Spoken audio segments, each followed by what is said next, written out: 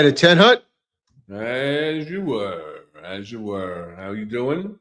Welcome back. How you doing? All right, good. You were solo. Were you scared alone, or are you all right? I missed you. I had to do it all on my own last week. How's everything going? You're back up in New York, right? Back in New York, yeah, doing a little testing here and there, and let's see. But we'll enjoying. I brought some sunny weather with me today, so I don't know. Good. How was your 3-day weekend? It was good, good day, good Memorial Day. I think we'll speak about that a little bit, but no, it was good. It's hard, when you have a 3-day weekend, but when you're retired, it's almost like every day's a 3-day weekend. Yeah, it's a 365-day weekend, right? Yeah, exactly.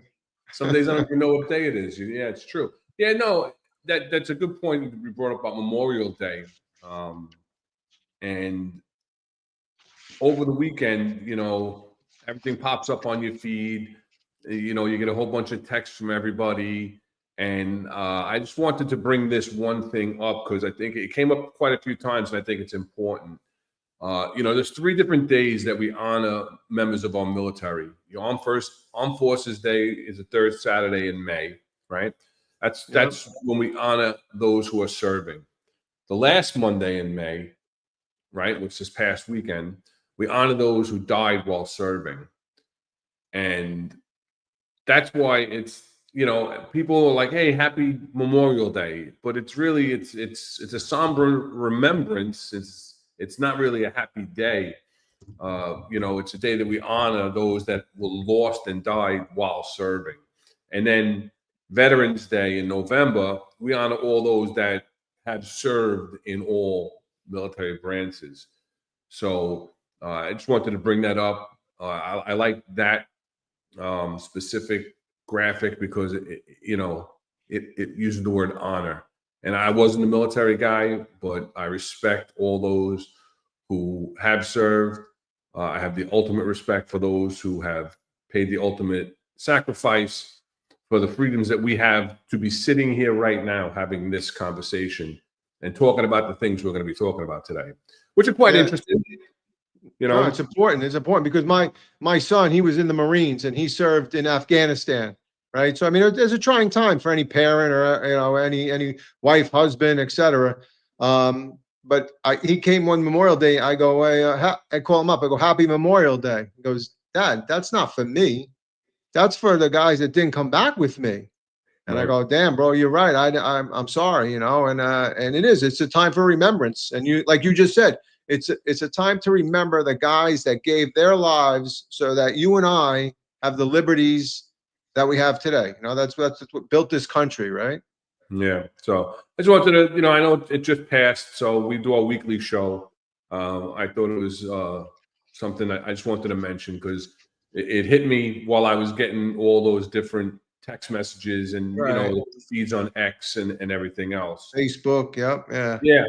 I don't do Facebook. No? I never did Facebook. I'm like the birthday king on Facebook. Really? Quick funny story on Facebook. One time the department was doing some type of show on Facebook and I was working. I was the Housing Borough Bronx Queens commander, and I said, I don't have a Facebook account, but I don't want a Facebook account. So I make up on my department desktop computer, not a laptop. I wasn't at home with my local IP address, my department desktop computer, right? So the IP address is going to come back to 1PP, right? Excuse me. I make up a fake name just so I can log into this seminar or whatever they were doing. Within minutes, Rob, I'm telling you, within minutes, I'm getting all of these friend suggestions. My sister, my friends at high school with, guys and ladies that I worked with I'm like, how are they possibly linking? It scared the crap out of me. I was making phone calls to my people that I know have Facebook. How do I delete this thing? Because they don't make it easy to delete the account either. And so I had to Google it and find out. Like, I'm deleting this. I'm getting out of here. I'm not watching this seminar. I want nothing to do with Facebook. That was some scary stuff. Like, literally within minutes, a fake name. They know.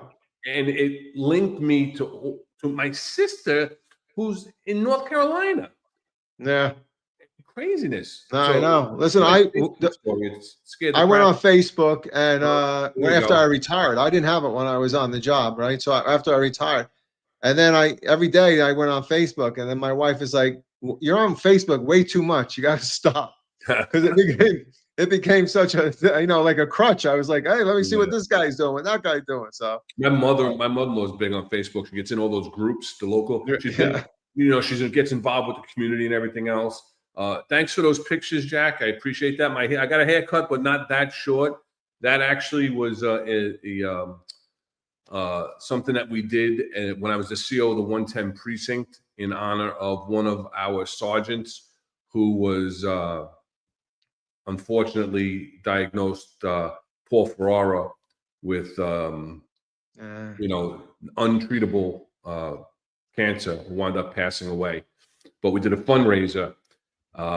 And I took the highest bid, and I said the highest bid for the donation towards Paul would get to shave my head. And the guy, my driver, we called him Bam Bam. His name is Billy Barenberg, and he came up with I think it was $1,500. I think they pulled some money together just to do it, right?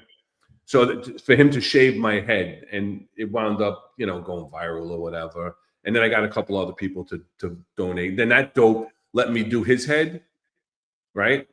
And didn't think I was going to shave his mustache too. I don't know what he was thinking. You got him all the way, yeah. Oh, I got his mustache. I got everything. Did it all come back? Yeah, it all came back. Not sure who that is. It all came back. So that's my Facebook story. So I've never tried to get back in on Facebook. And like Marlon is saying, just think that internet tracking and surveillance is even worse today. You're 100% right. That was in 2012. Yeah. And that's and this AI and everything else. Crazy stuff. Yeah. So we have a lot to talk about today. I think what's one thing? Well, what's crazy about Facebook? That makes the phone in general. When you say something, I say, hey, you know what? I need to buy a new lawnmower. The next thing you know, on Facebook, you're getting all these ads for that specific thing. It's insane. Your phone is always listening. It's crazy. It's crazy. God forbid. Hey, Rob Nappy, thanks for joining us. Great interview last week. The viewers loved it. I loved having a conversation with you. Oh, you know what? I wanted to Rob Nappy. You know what? If I was the PC, I would have promoted Rob Nappy, because I was listening to, remember when Carrick promoted that detective that showed up at 1PP by mistake? Did you ever hear that story? The guys messed with him. There was guys in the command. Yes. And they sent him down to 1PP to get promoted. And Carrick goes, you know what? I'm going to promote you anyway. Yep. So the joke was on the guys that I would have promoted Rob Nappy. I would have wrote this. The two Rob Nappies would have got promoted that day. It was Rob and Rich, right? They both Nappies would have got promoted. I would have put them up on the stage together. That's it. There he goes. I told my wife to get me Boar's Head turkey last week, and I got pop-ups for Boar's Head, North Carolina. You gotta love it. Amazing, Ann. Crazy. How are you? Good to see you on the show today. So we have a lot of things to talk about. A lot of stuff going on in the news that we'll touch on a couple of them before we get into the main topic. Main topic is something that Eric Dim has been asking to talk about, candidate assessment and the hiring process, for a very long time. And for those who don't know my complete executive history, I was the executive officer of the candidate assessment division 2017, 2018. I was asked to go there by Chief Bizzuti to evaluate the process, try to help streamline the process and make changes. And I think we made some phenomenal changes to the whole system in all four sections of the candidate assessment division. And we'll get into that. And one of them was a psychological assessment section. And as we know, there was a big article in the paper that the commanding officer, Inspector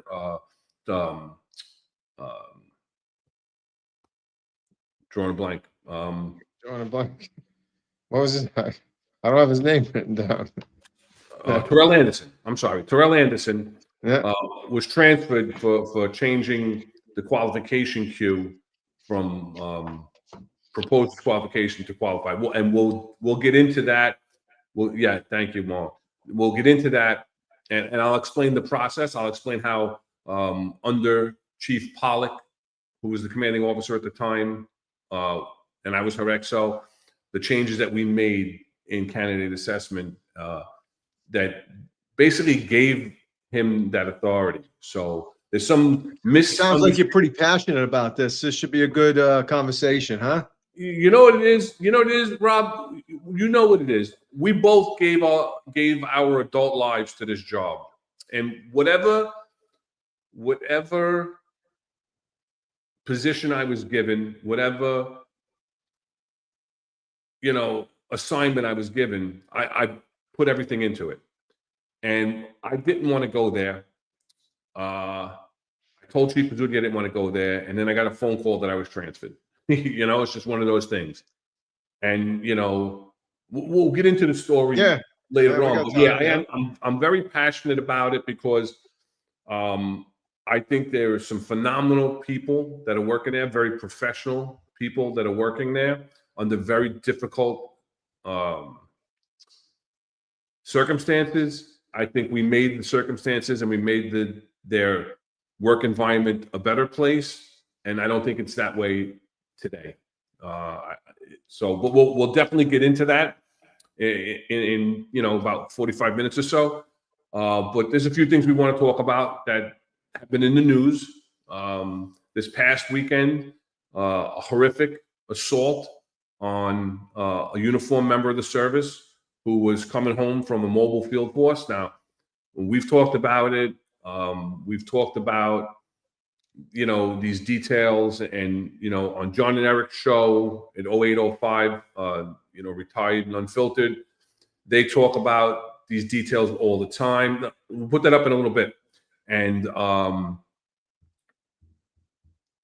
it's just this is something that's horrible that happened about it. But I think the first thing we'll put up, let's put up the police commissioner put out a summer deployment message. So let's see what she had to say about this summer deployment message.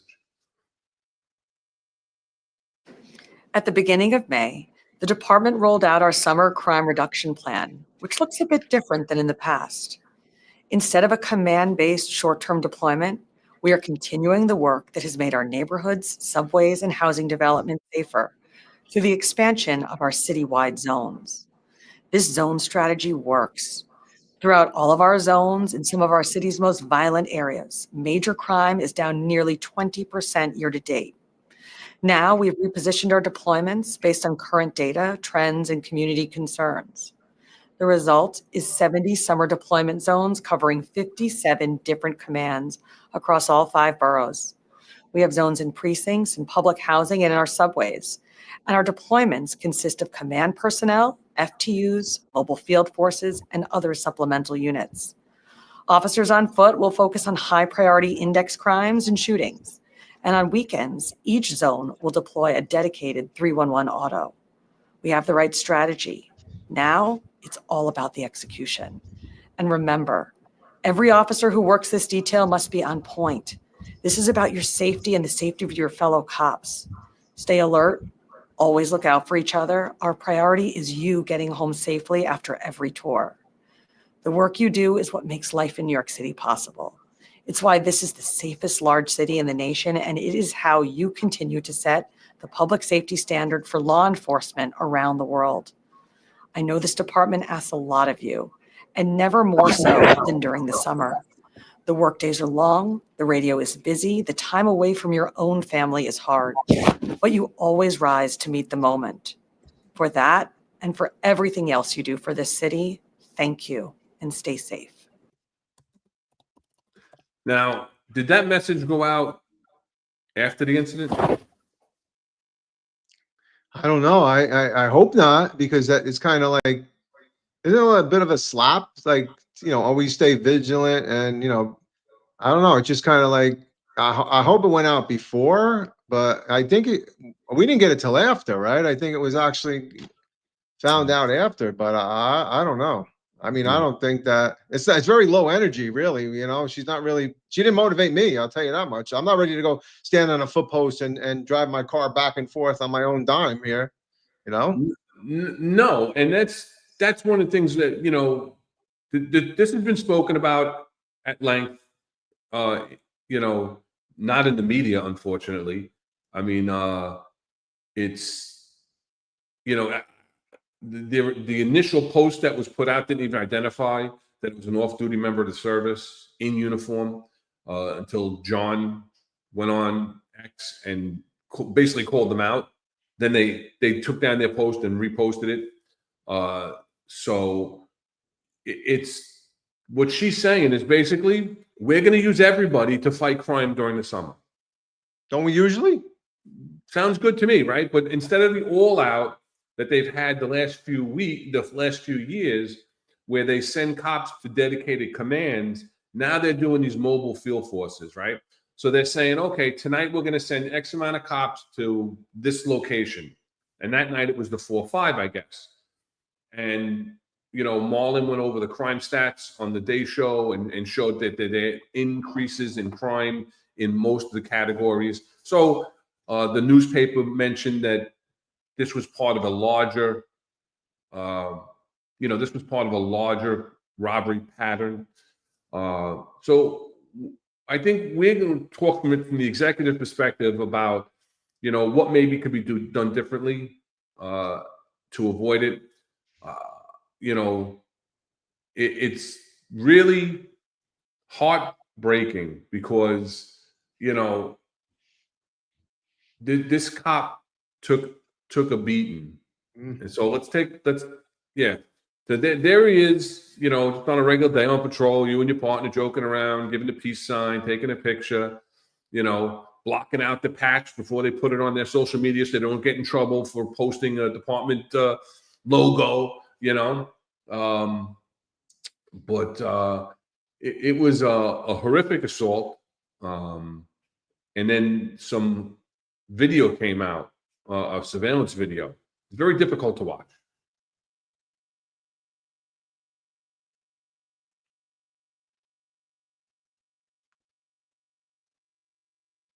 It's like they're on him in no time.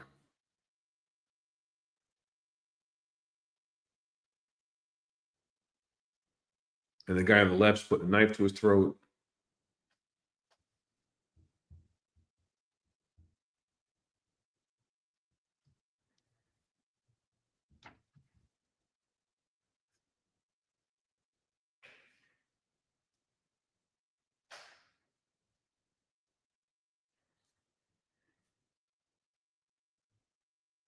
All right, let's cut it just before, because just as they get up, they stomp him on his face. And if you look, They come back and stomp him. yeah, they get up and they're like, yeah, one last shot, and that like fractured his whole cheek and his eye socket. If you look at the article, look at the picture in the paper that they first put out. Which, first of all, why would they put a picture of him in a hospital bed with his face bandaged like that?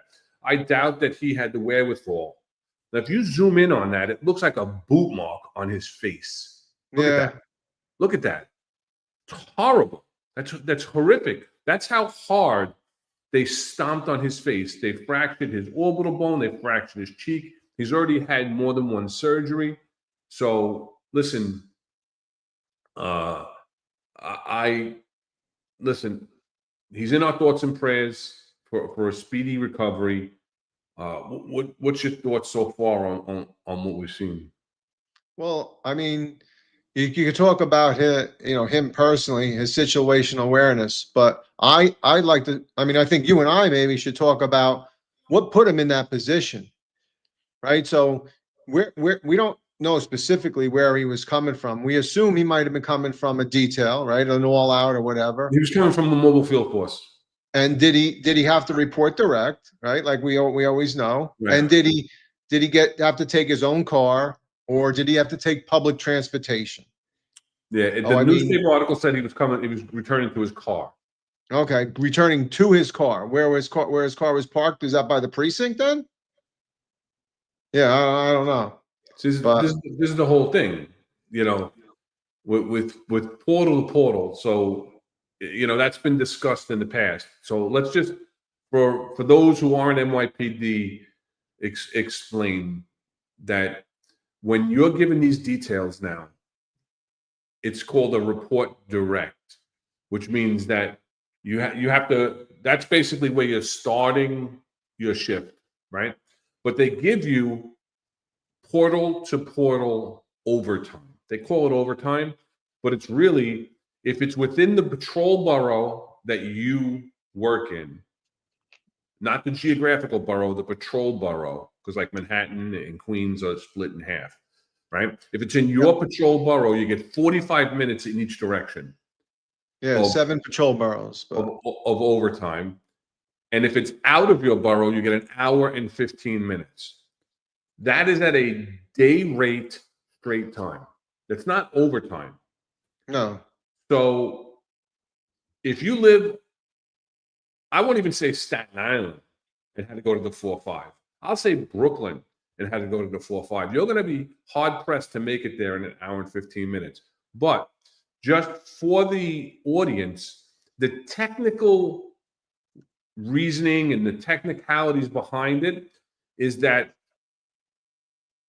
they want you to go to work an hour and 15 minutes early or 45 minutes early, suit up at work, and then use that 45 minutes to find your way to that detail. They don't give you a department order. So what did we do? What did you do, Rob? Your whole career as a cop, sergeant, lieutenant, whatever, to get to these details. I mean, I remember the Crown Heights riots, and I was in the 4-1 in the Bronx, and I had a detail out in Brooklyn, and we all went on the 2 train. I first of all, I didn't know the transit system that well, but we took the 2 train and took it all the way down, got off, took the transfer into Brooklyn, and that's how we got to the detail. Now, I was at that detail for a long time. We were there for, you know, I don't know, maybe 12, 15 hours. And now how do I get back? I got to get back the same way.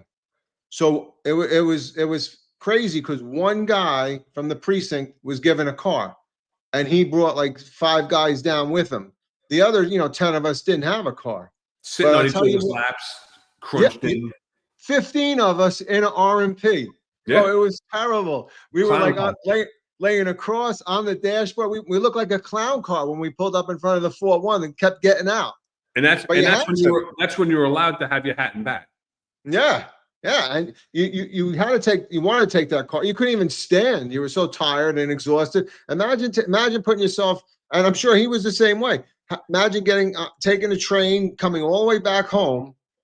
You're exhausted. So what you do, yeah, I understand what he did. He put his jacket over himself so nobody can identify him as a cop. Doesn't see it. He doesn't want to get involved in anything. Nor would I at that point. You're tired, you're exhausted, you just want to get home. And you're only given 45, maybe an hour and 15 to get home. I mean, sometimes you beat them though. Sometimes, let's say it was a detail in the 4-3 and I had to get back to the 4-1. I got back in 15 minutes and I was home by the time my portal ended. But rarely did you always win. But yeah, that's what I would have done the same, what that poor guy did. 100%. And used to, just like you said, or go into details, and it could be anything. It could be the 4th of July detail. It could be the Thanksgiving detail. It doesn't have to be this crime reduction detail. Go into any detail, right? What do? A lot of times you carpool. All right, whose turn is it? We're all going to jump in Ron's car today. We're all going to go in Rob's car today, and we're going to go to this detail. But the problem is they are not dedicating secure parking locations for these MOS. And I think that's, from our perspective, I think that is a big problem that the job needs to take a really serious look at. I don't know where this guy parked his car. I don't know where he was walking to. Okay, he was a PSA 9 cop, so he's coming from Queens, right, from Queens North. So he was getting an hour and 15 minutes to get from the 4-5 back to Queens North. Doable. But he's in his personal car. If there was secured parking where, I don't want to say we take over, but we take over a street, Yeah. And that's going to be MOS parking. We do it for Yankee Stadium, right? Listen, I'll give you one better. If you talk about the citywide incident management system, SIMS, you're supposed to, if you have a detail or something like that, you're supposed to designate a staging area. So take over, Yankee Stadium, take over a spot, a school, a parking lot, like you said, a street, so you can accommodate these poor guys. Most of the times I remember guys would park their car on their post, Right. So, but not only just give them a place to park their car, you have to have force protection, which means part of that detail absolutely. is somebody that's going to sit there and watch the MOS's cars in the 4-5 precinct. Yeah. Right? What do we do? Everybody pulls their car and they throw the plaque in the window. Right? So everybody knows it's a cop's car because you don't want to get a ticket because you probably parked, closer than 15 feet to a hydrant, or you might be on the edge of a bus stop or whatever, whatever's going on. It's very difficult. I always try to accommodate, but hey, listen, I can tell you, as the CEO of 2 commands, the delegates used to come in all the time, and there's a delegate on here right now that used to fight for his cops and say, can we get vehicles to go to these details? And I'd be like, maybe, if I can afford to give a van and still have enough cars for patrol, then I could do it. Otherwise, you got to carpool. You got to do what you got to do to get there. And listen, when I was in the 111, there's no public transportation for these cops to take. Yeah. What are they going to take the Nassau County bus down to into Flushing, or take the one bus along Northern Boulevard into Flushing and then jump on a train from somewhere? No, they're taking their personal cars. So it's incumbent upon us as executives to protect our members, right? That's one of our main jobs, is to keep our members safe at every level, right? Even as a cop, you keep each other safe.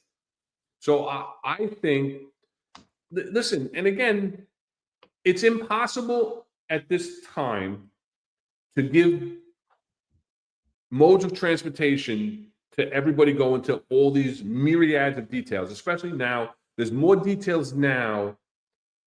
There's more details now than when we were cops, except, when you had the Crown Heights riots. That was a little bit before, me, but they have to take into consideration, and we know that executives from the police department watch this podcast. I know it, you know it. We've spoken to some of them ourselves, and we've heard of others. Listen, a lot of times we have to take a tragedy or an incident like this. We do Monday morning quarterbacking, not to knock this kid, but to say, what can we do better to prevent it in the future, right? This is something that's been going on for everybody. You got all these people, all these retired guys in the comments talking about it. We're talking about it. You got on in the late 80s. I got on in the early 90s. It was a different time, but even then we did it. And listen, sometimes, you would go to a big detail and they would tell you, all right, MOS parking is on this block. And that was a lot of times in Midtown South. Midtown South was pretty good at taking an area and saying, this is where MOS parking is for the detail. That's what you need. If you're going to be sending these cops into these areas, you have to give them a secure location to secure themselves, to secure their personal vehicles, because they have to take their personal vehicles, right? It's next to impossible, for anybody in the 111 to get almost anywhere in 45 minutes. I don't care. No. You're on the Nassau County border. Even if you were going to it's going to take you longer than that to get to City Field. You know what I'm saying? Yeah, no, I mean, bus and then jump on a train. So it's really difficult in my mind that we don't take these things into consideration. And whenever I put details together in the 110, we always took into consideration some type of parking and where the parking was, Even for the U.S. Open, we had designated parking for MOS, and we had security. We had vehicles that would secure these locations that nobody was allowed to get into. You think if you did it right, okay, you get a staging area or a parking area for MOS. Obviously, you have to have it secured. Let the MOS park there, and then you get a limited amount of vans, and you drive those people to their foot posts or the deployment. It's an easy fix. It's something that can be easily done. It doesn't take a lot of vehicles to do that, and they can still drive and back and forth, and they know here peace of mind that your vehicle's secure. Like when you come back, you're not going to come back to 4 flat tires, right? You know it's there, or you're not going to get back to a parking summons on it. So, I mean, those are the things you got to be, like you just said, you got to be able to take care of your members of the service. You're putting them in a position where it takes them out of their norm. So accommodate them a little bit. Like class of 8311, he also talks about congestive pricing. You imagine being sent on a detail every day in Lower Manhattan. I mean, you're going to get walloped because you're driving your personal car. No compensation for that, right? So, I mean, there's things you have to take that in consideration also. So, I mean, you can't accommodate your members of the service. I mean, please, that's what you're there for. I didn't even think of that. That's a very good point by 8311 and Captain Coke. Yeah, 110. There's no parking at the command. Quick funny story with the parking at the 110.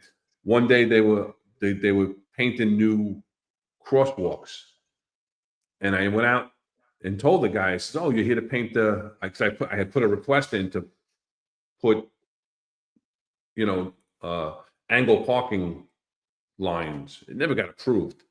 This guy wound up doing the lines for me in front of the command. But that's horrible around the command. But we're not talking about that. We're talking about getting out of your comfort zone, like you said, going into an unfamiliar place. Yeah. Oh, those lines are fading. They're still there though. But yeah, it's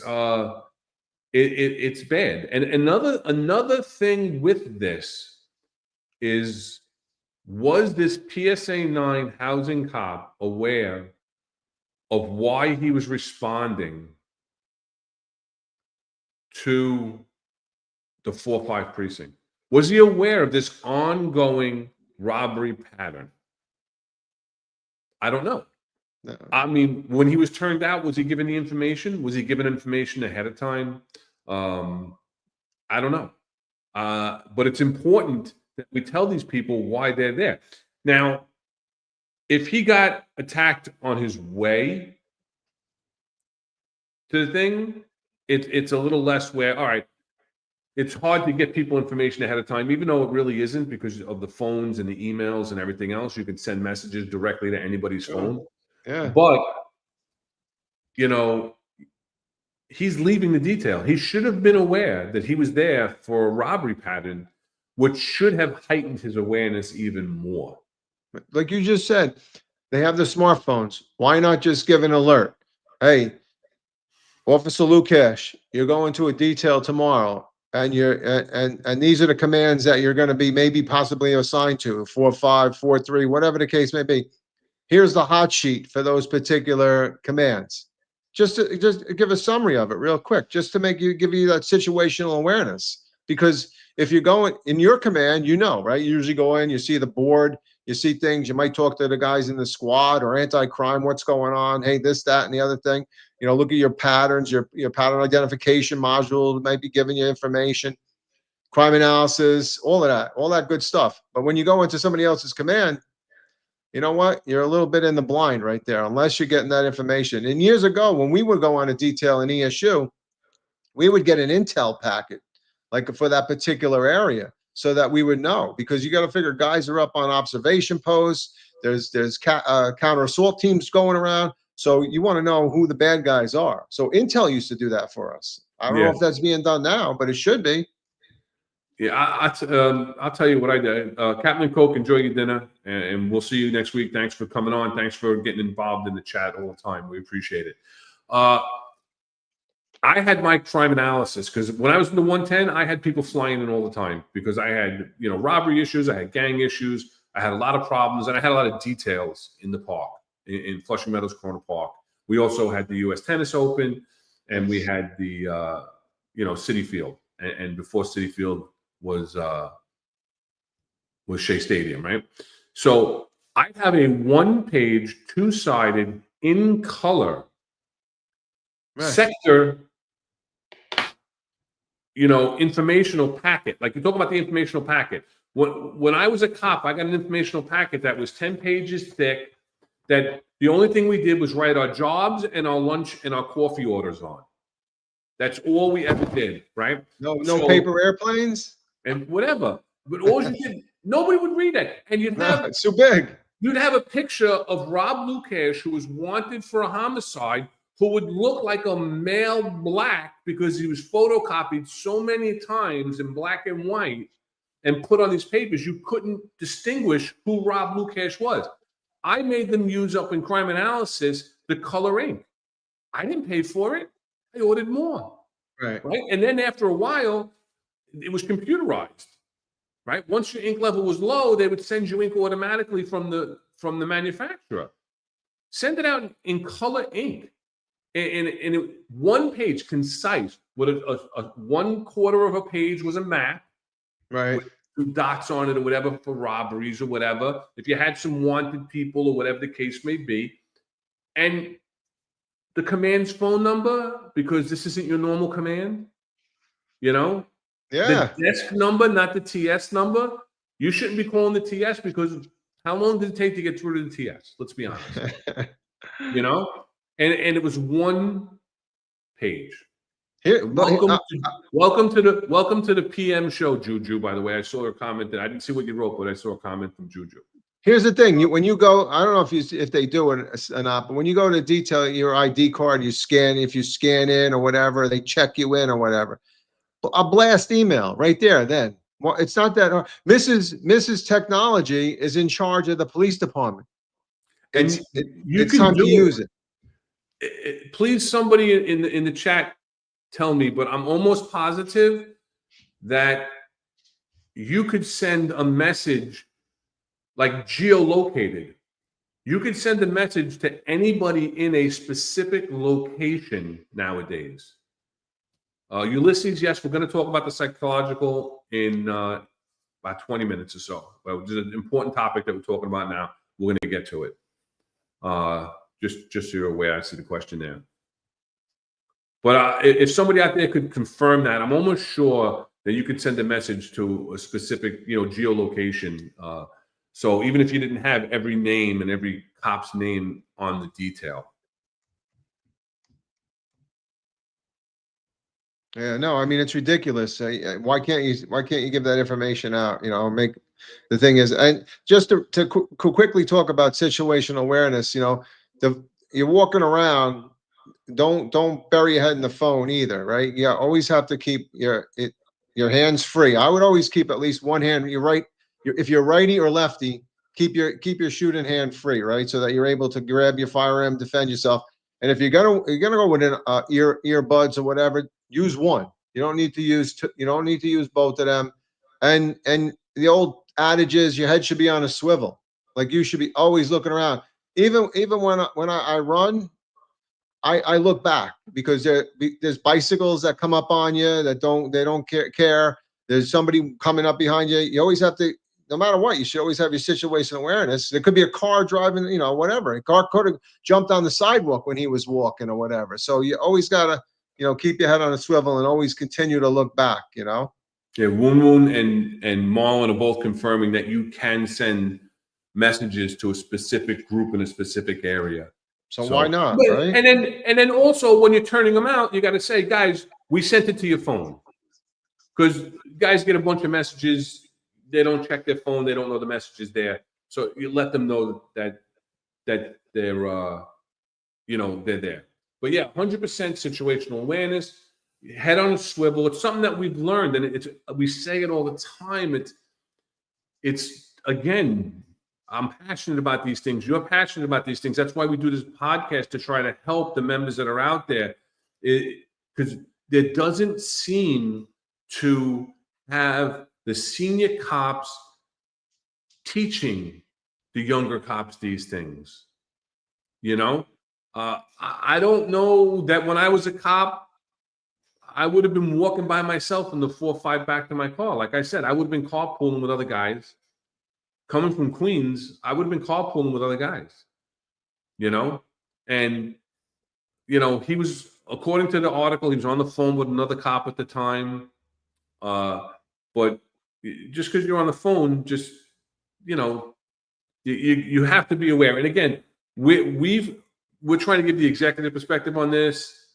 You know, we're not trying to, you know, really quote unquote beat up, you know, this officer.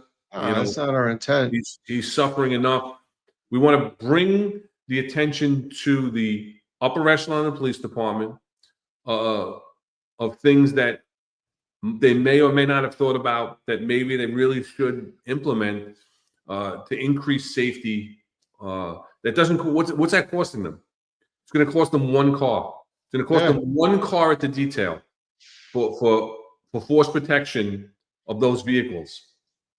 Here's the thing: this one unfortunate event, and I definitely feel for the officer. I mean, you can see by his injuries to me, it's outrageous that somebody would actually like leave a boot mark on somebody's face. But it was just that every other officer should learn from this incident. Use this incident to learn from it. You know, I always say, you know, tactics is always evolving and learning situations. So, you know, I'm fortunate for him, but his misfortune can teach others and maybe save lives. Maybe somebody that was going to be, you know, could have been shot. He easily could have been shot, you know? So, I mean, just think, and I always say, keep your firearm readily available, especially late at night like that where you're walking. All right. Make it accessible. So. And Abed, thank you very much for 1999. Appreciate that. Good evening, all. The assault is just heartbreaking. I certainly hope it will be treated as an on-duty incident. By the way, has the Finest Unfiltered podcast reviewed the video of the female California cop losing her weapon? The executive perspective. That's when she was begging for her. She was begging for her life. The perpetrator stole her gun. Yeah, he was an EDP. Thank God. Yeah. He wasn't a real perp and didn't kill her. No, thank God. I don't know if John and Marlon, maybe Marlon, if you could answer that, because you've been sitting in for Eric. If they've gone over that, I'm not sure. As far as this being treated as an on-duty incident, absolutely, this is a line of duty injury, without a doubt. Without a doubt. My investigation would immediately been, as soon as he's attacked, he's taking police action, in my opinion. Absolutely. Let alone that he's in uniform, let alone that he's on portal to portal. So he's technically working. He's technically on travel time, right? So if he made it home in time or wherever he was. But yeah, you know, either way, listen, there's a difference between me driving to work and being assaulted. And then there may be a question whether it's a line of duty because did I identify myself as a police officer? Right, he's identified. Take police action, which of course, every cop, if you become a victim of a crime, you should be identifying yourself and trying to take police action to apprehend it, and thus it becoming a line of duty injury. But on this one, he definitely identified himself as a cop. They knew he was a cop. He's wearing a gun belt. They took his gun off his gun belt, right? Yeah. So, Marlon's saying they didn't go over it, but yeah, maybe we can touch base on next week or whatever. Maybe they'll go over it. Yeah, maybe John will take a look at that, Marlon. They like, he likes to break that down. Him and Eric used to break down those videos all the time. So yeah, I mean, I think that's, you know, our perspective on this is more of, you know, what can we do to try to prevent this in the past? You know, the job's got to fix it. The job has to fix this. This is not his fault. This is the job put him in this position, and the job's got to fix it. Yeah, and again, are Tish's comments reactive? I don't know, because I don't know. I couldn't figure out. I was trying to look, and I couldn't figure out the date timelines. Yeah. You know, she put this post up. You know, in just the past month, we've seen some heinous attacks on police officers in New York City, including one where I believe it was a sergeant, got part of his finger bitten off, another with a part of his ear bitten off, which I didn't hear about, and this latest vicious assault resulting in severe fractures to his officer's face. People are not, they don't care about the police anymore and being the police. And this young kid, and then what are you hearing? Oh, did you see how the police abused him in Virginia when they locked him up? His face was all cut and bruised. Well, he was hiding. He refused to come out, and Canine went in and got him. Yeah, that happens. I've seen it myself. Yeah, 100%. Listen, our canine, right? Our canine, the canine officer gives 3 orders. As police, I have a trained dog. If you don't come out, I'm going to let him loose 3 times. On the 3rd time, if that person doesn't respond, that dog's going in there. And I've seen those dogs. They're going in to get that guy. They're going to rip him apart. That's a dog bite, man. That's what happens. And that, you know what? If you don't listen to the commands and you don't follow the police, that's the results. That's not abuse. That's somebody refusing. When are people going to talk about people taking responsibilities for their own actions? Right. Yeah. 8311, have a great night at dinner also. Appreciate you joining in. Make sure you catch up on the rest of the show. It's good. It should be a good conversation. They got the second, according to Terry Murnane, they got the second perp in Virginia just now. So that's a great thing. That's the perp whose dad was using the off-duty, the assaulted member's credit card. Yeah, I know. I mean, that's a great bloodline you got working there. Imagine that. Yeah. I like what Marcus James says. The canines are equal opportunists. That's totally true. They do not. Canine does not discriminate at all. They do not. So, they identified him. All right, they identified him. Yeah, his dad was the one that used the thing, so they identified him. But I'm sure they'll have him in custody soon enough. Either give himself up or somebody will give him up. He's identified. Logic's finest, Inspector Leyson. I thought NYPD. We lost him. Drives to their precinct, changes into uniform and works. End of tour, changes back into civilian clothes, drives home. Has that changed? Well, that's what we're talking about, Logic's finest. We're talking about the technicality of portal to portal is that you report to your command, you get into uniform, and you have 45 minutes within your borough to get to the detail when it's report direct, and 45 minutes to get back to your command to change. But the reality is that a lot of members take their stuff home the night before when they have a detail in a duffel bag, suit up, cover up, and report direct from home just out of convenience. And they get the portal to portal, and it's out of convenience. So the technical way of doing it is what you're saying. Yeah, go to work, change, and head out to your detail. But the reality is a lot of people don't do that. So you got anything else on this one, Rob? Just real quick with George Maritime, anti-police groups, they want to push the canine next. That is insanity. And like the way they pushed out mounted, yeah, I totally agree. They pushed out mounted for demonstrations and everything else. But canine are able to, you see, canine is unfortunately can save a cop's life. I would hate to see an animal get hurt, but you don't want a police officer hurt, right? But so canine is able to go into positions or areas where you don't want to send the officers first, where the guy might be hiding, he might be secreted himself somewhere. That dog's going to find him and pull him out, sniff him out. So I hope that doesn't happen. They are a huge asset, and they're great. They're great animals. They really are. So and there's different types of canine.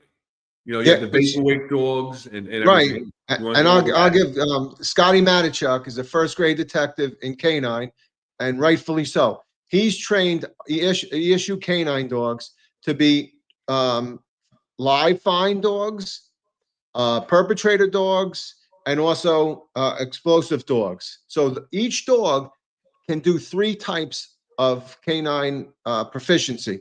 Unbelievable. Like they can transition. So you got to figure that a dog who normally wants to bite a guy or a perpetrator now can go under the preposition that I'm looking for somebody that's trapped or in a building collapse. So it's totally amazing the work that he's done in Canine. I have to give him a shout out. He really is. But yeah, multiple assets for each of those dogs. So yeah, good stuff. Good stuff. 50 minutes in, so let's hit the like and subscribe buttons. Get our algorithms going for us. Today is May 28th, so I have to have a special shout out. 27 years ago, my son, it's his birthday today. So happy birthday, Nick. Love you, buddy. I know you're not watching the show right now, but now I'm going to make you watch the show so you get your shout out. So happy birthday to my son, Nick. Yes, happy birthday, Nick. You got to watch the show, Nick. Come on, man. He's out with his girlfriend. All right, I got you. So, they can both watch on separate him. computers, so we get different. We get 2 views. Thank you, EA, for the wishes. Another big thing that happened over this weekend, right? It was that tragic sailboat accident into the Brooklyn Bridge. Yeah. The Mexican Navy on a goodwill mission.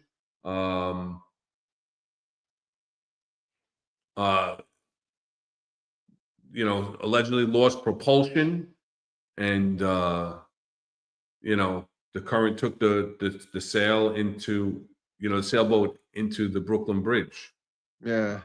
You want to talk about the response with that and yeah, I mean and the follow up with the NTSB NYPD responded and yeah, no, I mean so normally when a boat or something like a large ship comes in in Ambrose, out in the ocean, there's pilots, the Sandy Hook pilots, and they take control of the ship. And what normally they'll do is they'll bring the ship into port. It also can assign a tugboat to it because the Coast Guard, they don't want the harbor to get clogged up. God forbid this boat goes into the wrong area, it gets grounded, and now the harbor's stopped. You can't bring things into the harbor. So that's done all the time. When cruise ships go out, ESU also gets on their the cruise ships as a boarding group, and they go out, and once they get out to Ambrose, then they disembark, and the ship goes on its way. So it's all part of counterterrorism. I don't think they're at the buffet, but and scuba. And scuba's out there all the time. Scuba will dive on a lot of the especially when, like, for now, when there's Fleet Week, all the tugs and everything else that help the large ships come in, the military ships. Scuba will dive those tugs and dive those areas. They usually do it on overtime, which, all right, No Cash had a little bit of issue with that, but they were doing good work. So I didn't have a problem with that. So yeah, and now you see this boat, the Mexican ship, like leaving. It's going to be leaving there. We're going to go back out to sea. It would be my understanding that a pilot from Sandy Hook should have been on board there. Should have been taking that out, and that's why you saw there was a tugboat. Now, whether it lost propulsion, I saw something on Channel 7 News where they said that it still had propulsion, but maybe it was going backwards the wrong way. So I don't know if it was mechanical failure or propulsion. But and unfortunately, 2 people died, 19 were injured. I think there was almost 270 on board. And then there was the interview, right? Then there was the press conference. Right. But now you look at the ship. Now, again, it's Fleet Week, right? So yeah, like all the other ships, they're lined up along the sides and also harnessed up on these masts as they're leaving the port. Yeah, I don't know why they did that. I don't know why they were up on the masts. I think that was just like a display. They were all tied in, though. Right. Yeah, they're harnessed in, and that's just their way of It's the same thing when the sailors line up the rails when they come into port. Yes, exactly. So, I mean, do we know exactly? No, we don't know. It was a mechanical failure. I don't think it was was an operational failure or whatever. I mean, we'll have to get the full investigation before we know that. But the thing was, I had issues with the actual interview because Tish brought up the Chief of Special Operations, Wilson Arambolis. And if we could, can we play a little bit of that? Do we have that up? Yeah, just play the whole. Play the whole thing. We want to first thank God that as of this time, the 277 passengers that were on board this Mexican vessel, they all were removed. We have 19 total injuries, 4 serious injuries at this time. We have been in communication with Mexican authorities, and we're joined by the ambassador of Mexico, who's here as well. He immediately reached out and we were able to collaborate. We want to thank him for responding. I'm going to have our Chief of Operations give you an overview of what we have thus far, and then we will hear from the ambassador from Mexico. Chief? Good evening, everyone. I'm Chief Wilson Arambolis from the Special Operations. Today, about approximately 20 hours, the ship was departing from Pier 17, where it was heading out to sea. The pilot, the captain that was maneuvering the ship, lost, power of the ship and the current. Mechanical function caused the ship to go right into the pillar of the bridge, hitting the mast of the ship, where there was a couple of sailors on top of it. These sailors were injured as a result of the mast striking the bridge. Thank you. DOT Commissioner, just can you talk about the structure of the bridge in any report? So as we're speaking right now, our head of the bridge division, Paul Schwartz, is in the scene. Information is that there was no any major damage to the bridge, but they continue to be in the scene. But so far, there's not a major damage of the Brooklyn Bridge. And the bridge is open at this time after our preliminary inspection. I want to turn it over to the ambassador for Mexico. Thank you very much, Mayor, for all your support. The most important thing now is the injured, and they were taken to different hospitals, and we're looking very closely for the best treatment to get them. The Mexican Ministry of the Navy will search for every family of every one of the injured in order to give them a very detailed panorama of what's going on with every one of them. I want to thank the mayor for his support, and we will continue very close to the families and to the injured in order to help them in any way we can. Thank you. We're also joined by the acting Consul General of Mexico as well, that's here. So it is a unified effort to make sure that we look after all of those who were on the ship. And you can hear from the applause behind us. We want to thank the Mexican community for here appreciating our first responders. The police commissioner and her team immediately responded with FDNY Commissioner Tucker to have a coordinated effort. And we want to thank the Coast Guard and their effort as well. So the coordination was extremely important, and it was executed to the best of our ability to minimize any loss of life. Our hearts go out to the family members, and many family members are going to be traveling here from Mexico. We want to make sure we collaborate with the ambassador and his team to give them the proper information at the hospital. As I stated, 19 were injured, 4 was seriously injured. They were removed to Bellevue Hospital. A total of 277 were on board, and they're properly being taken care of. We're open to a few questions at this time. Go ahead. Go ahead. Mr. Mayor, we were told by some spectators who say they saw people fall into the water. Is that true? And could you talk about what that public process looked like? Chief? I'm sorry. No one fell into the water. They were all hurt inside the ship, on top of the ship. Are any of these injuries life-threatening? We want to classify them as seriously injured. We want the hospital personnel to carry out the determination of how the extent of those injuries. We don't want to put any fear in those who are waiting for their family members because names haven't been released. But right now, we're going to let the medical staff determine the extent of the injuries. So first of all, it didn't hit the pillar, right? The mast hit the top of the bridge. That was the first thing. Second thing is a boat in distress in Sims is a unified command. So it's FDNY and NYPD. It's not if it's a water rescue, then it's just it's a single command matrix, and that's NYPD because of harbor. I just think that the way he doesn't articulate the whole interview, he doesn't really give you any solid information. He wasn't well prepared. At a point, Tish jumps in later on and says, all the information that we've given you is preliminary, which is the standard thing you say in the beginning of any interview, right? That started with Bratton, yeah. Yeah. I mean, he's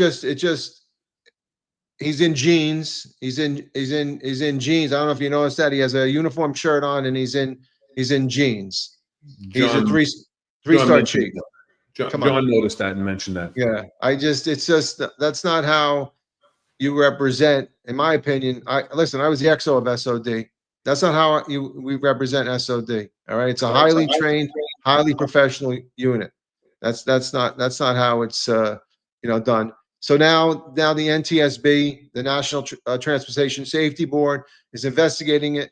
Normally they don't investigate boating incidences. It's usually the Coast Guard will do the larger vessels, and private recreational vehicles, recreational boats is done by our harbor unit. So I don't know, did they jump in because it's the Mexican Navy? I don't know. Is there some international implications? I don't know. But or did they at all? Because they weren't on the scene. No. And I heard just recently that they haven't done any investigation yet because they haven't been given permission by the Mexican government to board the boat yet to even do the investigation. Wow. So I mean, the thing is just crazy. So I just want to throw this real quick. What's crazy is that Kaz is on the bridge the next day. That's because he's chomping at the bit. He's leaning in. He's chomping at the bit to get to the mic. Yeah, and he's telling you the bridge is safe. I hope that the night before, after everybody went across that bridge, because that was open right after that bridge was safe, right? I mean, I don't know how they determined that bridge should have been closed for the night. Yes, daylight inspection could have been done, a full daylight, because that wasn't even a wooden mast. That boat was 20 years old, and that boat had a metal mast, which means it was a much harder hit than, they were saying that water was going 4 knots. That's pretty fast. Yeah, I mean, he's up on the. I don't know. Listen, we had a hell of and then Schumer, his political, he gets involved in saying it was a lack of DOGE, Department of Governmental Efficiency, cutting the Coast Guard, which the Coast Guard would not have been in there anyway. I mean, they will patrol up and down. There he is complaining. I mean, they'll go up and down and patrol, but they have nothing to do with that ship coming into the harbor. So, I mean, other than, giving intel to our harbor units and letting them know what ships come in. So, I mean, I look at Kaz and I say, I mean, I don't want to bash Kaz too much, but I look at him, I say, we had a helicopter crash, right? Helicopter went in the water. We just had a boat crash. We had a police officer assaulted and pushed down in a boot in his face. I don't know how much public safety is really going on right now under this regime. So, and on top of that, we have drones ready to fly over somebody that's drowning in the rockaways to tell them that help is on the way. And we'll make sure that we have the mayor's calming voice talking to the drowning victim. Imagine the last voice you hear before you die is Eric Adams. I want somebody that's a little bit more uplifting. Believe me. Don't worry, my shorty. I'm on the way. We're coming to help you. Oh my God. So I think instead of Kaz, this is my advice to Kaz. Hey, all the power in the world. You rose up to the ranks through rocket fuel, as Eric would say. Learn, like I said before, what I did. ESU. I come in, I learn.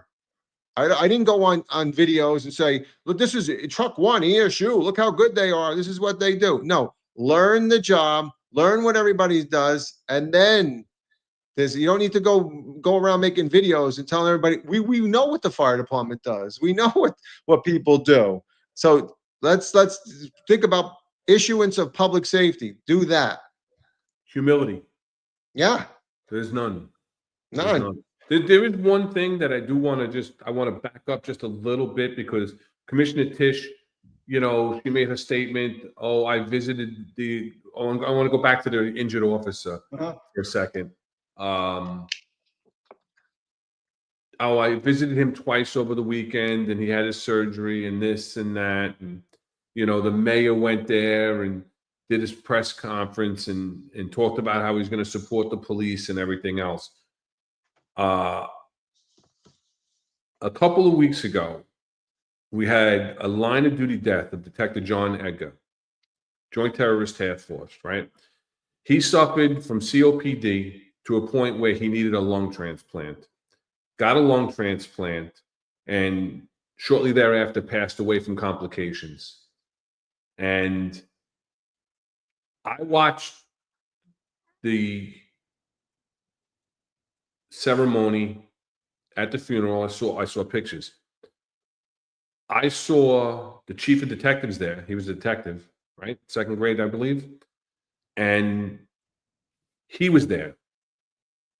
I didn't see the mayor. I didn't see the deputy mayor of public safety. I didn't see the police commissioner. This was an active duty, not a retired member who passed away from illnesses that contracted and now is being determined to be 9/11. Now, I understand that a technical determination isn't made immediately that that's a line of duty death. Even though he was being treated for 9/11 related illnesses, he was certified with the victims' compensation and with the 9/11 health program and everything else, as I am, as you are. And it bothered me a bit to see the lineup in front of the flags where the dignitaries and the upper echelon are supposed to be. And I'm sorry I didn't send in this picture because it really bothered me. But I just wanted to bring that up.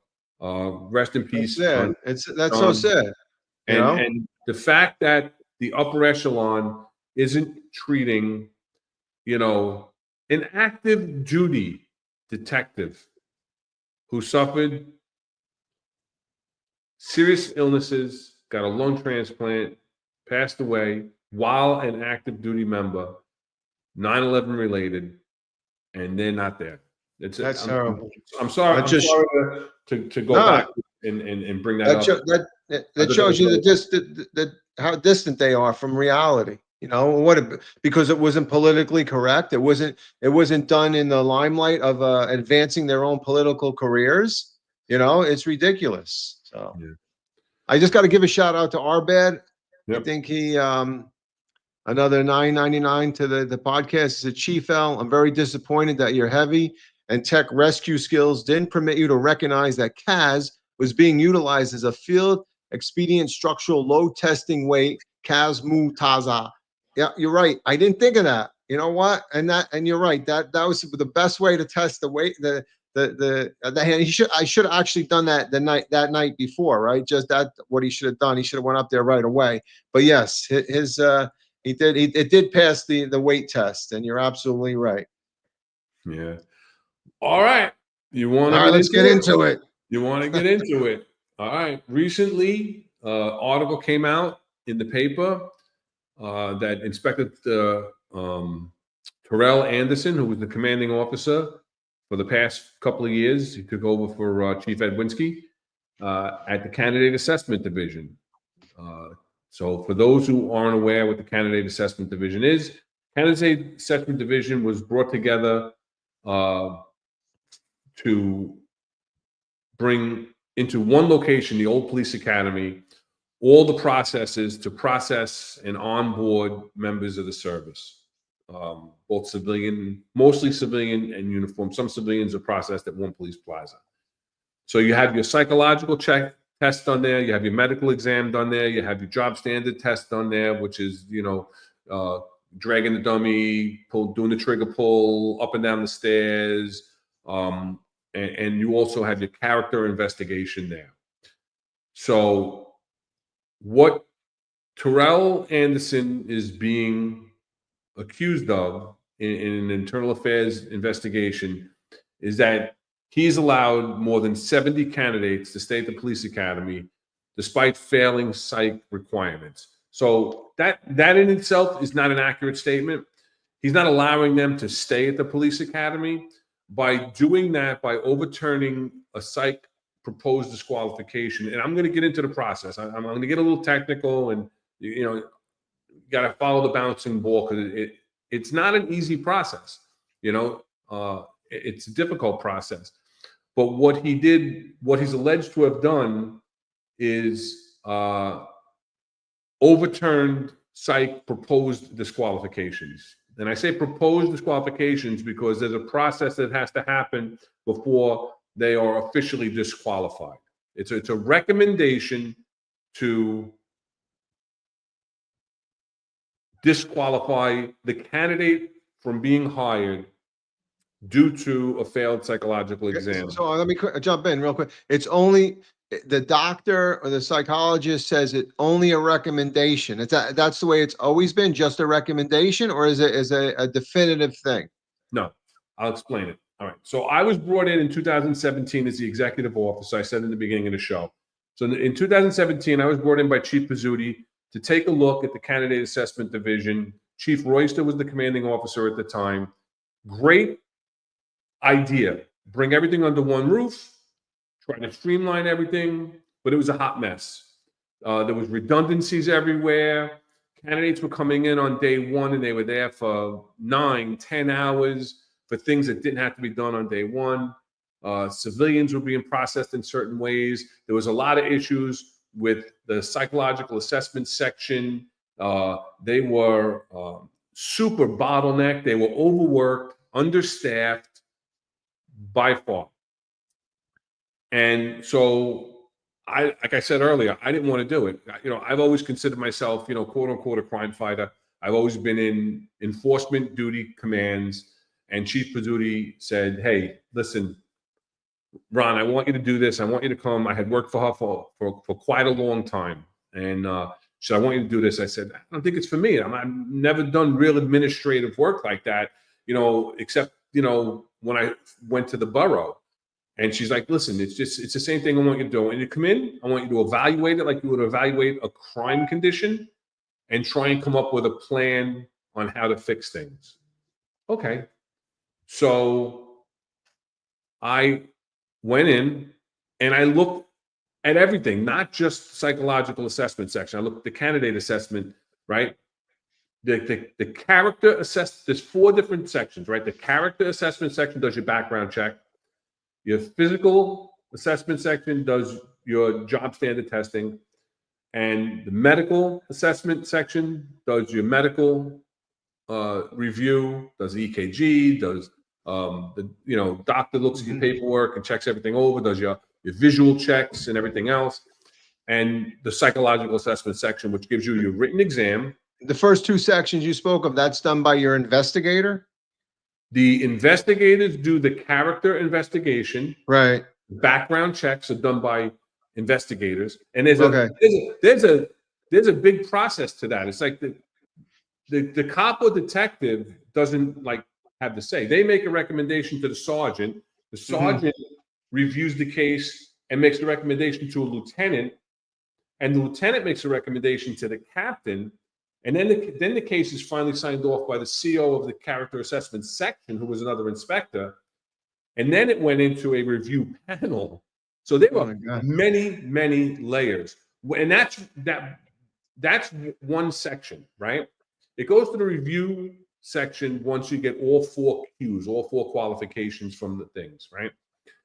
So you have the background checks, and we made a lot of changes with that to try and streamline that, to bring it more up to date. Very subjective. There was a guidebook, but really, I mean, people were getting disqualified for silly reason. Too many summonses, driving summonses, and then you look at them and they were an Uber driver or they're a yellow cab driver. They can listen, by nature of what they do every day, they're going to get summonses, so we're going to disqualify them. Have them take a defensive driving course and move on to the next thing. As long as there's not, excessive, aggressive and reckless actions, you should be overlooking those things. Right. Things that happened when they were really young, what we used to call time and distance from derogatory information, which comes into play with the psychological assessment section also. So shortly after I got there was, and I can't remember her name. Can I just jump in real quick? Yeah. John McCarry's reporting on X that hearing that second guy, Wayne Lucas, was apprehended, but he's going to verify, but that's what he's hearing right now. So, okay. All right, great. That's great information. That looks like they got him. yeah. All right, great. That's great. But Terry Renane beat you to it, John. Sorry. He's But I'm sure that some other bootlicker news is going to be Stealing reporting an exclusive very soon after John posted that. But so let's talk about the psychological assessment section, because that's what's in the paper, right? And then if you have questions about any of the other sections, we can talk about it. So the psychological assessment section, once I was looking into everything and had the weight of the chief of personnel behind me, because they fall under the chief of personnel, and the first deputy commissioner, who was Ben Tucker at the time. So I had high-level meetings with these people on a regular basis to go over my findings. She left. She retired. So we hired a new director and a new deputy director of the psychological assessment section. Very talented people. There was some talented psychologists there. There were some psychologists there that I disagreed with most of their assessments, to be honest. They're not there now any longer. But for the most part, very professional people, and they were so overworked because they were doing civilian titles as well as police officer titles. So they have to bring these people in, do the written exam, and then schedule the oral psychological test. So they were so overworked and so overwhelmed that we had a problem filling classes at times because we couldn't qualify the candidates, not because of the reasons of today, which we'll get into, but because they physically could not evaluate enough candidates properly in time to qualify them. Because when they're doing their investigation, right, their psychological evaluation, a lot of times they have to wait for medical records to come back. The military is a nightmare, next to impossible to get military records, which really hampers the military. You hear a lot about military guys having a hard time getting disqualified by psych or getting held up by psych. It's not the psychological assessment section's fault. That's the military. The military, it's very difficult. Records aren't where they're supposed to be. They're not. Their files aren't transferred properly when they get discharged or whatever the case may be. It's very difficult. So a lot of the problems were there. So we tried to alleviate these things, and we made changes.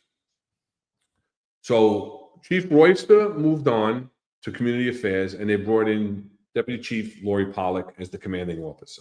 Now, I had pretty much been there for a while. I had done an assessment. When Royster was there, no changes were made to the psychological? Yeah, at this point. No changes were made to anything. Okay. She was not on board with my being there. We'll just say that. So when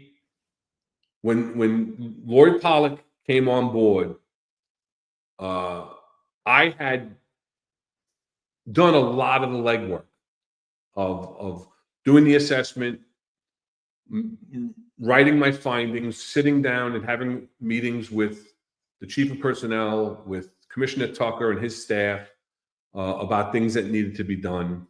I was invited to meetings when Chief Royster was there. She was not happy when she'd show up at a meeting at the first deputy commissioner's office and say, "Why are you here?" Well, because I was ordered to come by the first deputy commissioner. And then he wanted to talk to me because of what I was doing. So I would make my recommendations on certain things to change and everything else. So then when Chief Pollock came in, we were able to implement a lot of changes. And in the psychological assessment section, in order to alleviate the backlog, quite a few things were done. Number one, we hired a third-party vendor to do the psychological assessment exams of non-police officer titles, of the civilian titles. So that alleviated a lot of work for them, a lot of workload for them. Did they do the test and an interview for civilians? 100%. Yes, they took over. So they did both. They took over everything. Okay. Right? They took over everything, which created, a lot of, a lot of legwork, from somebody asked that. I think Ulysses asked that question earlier.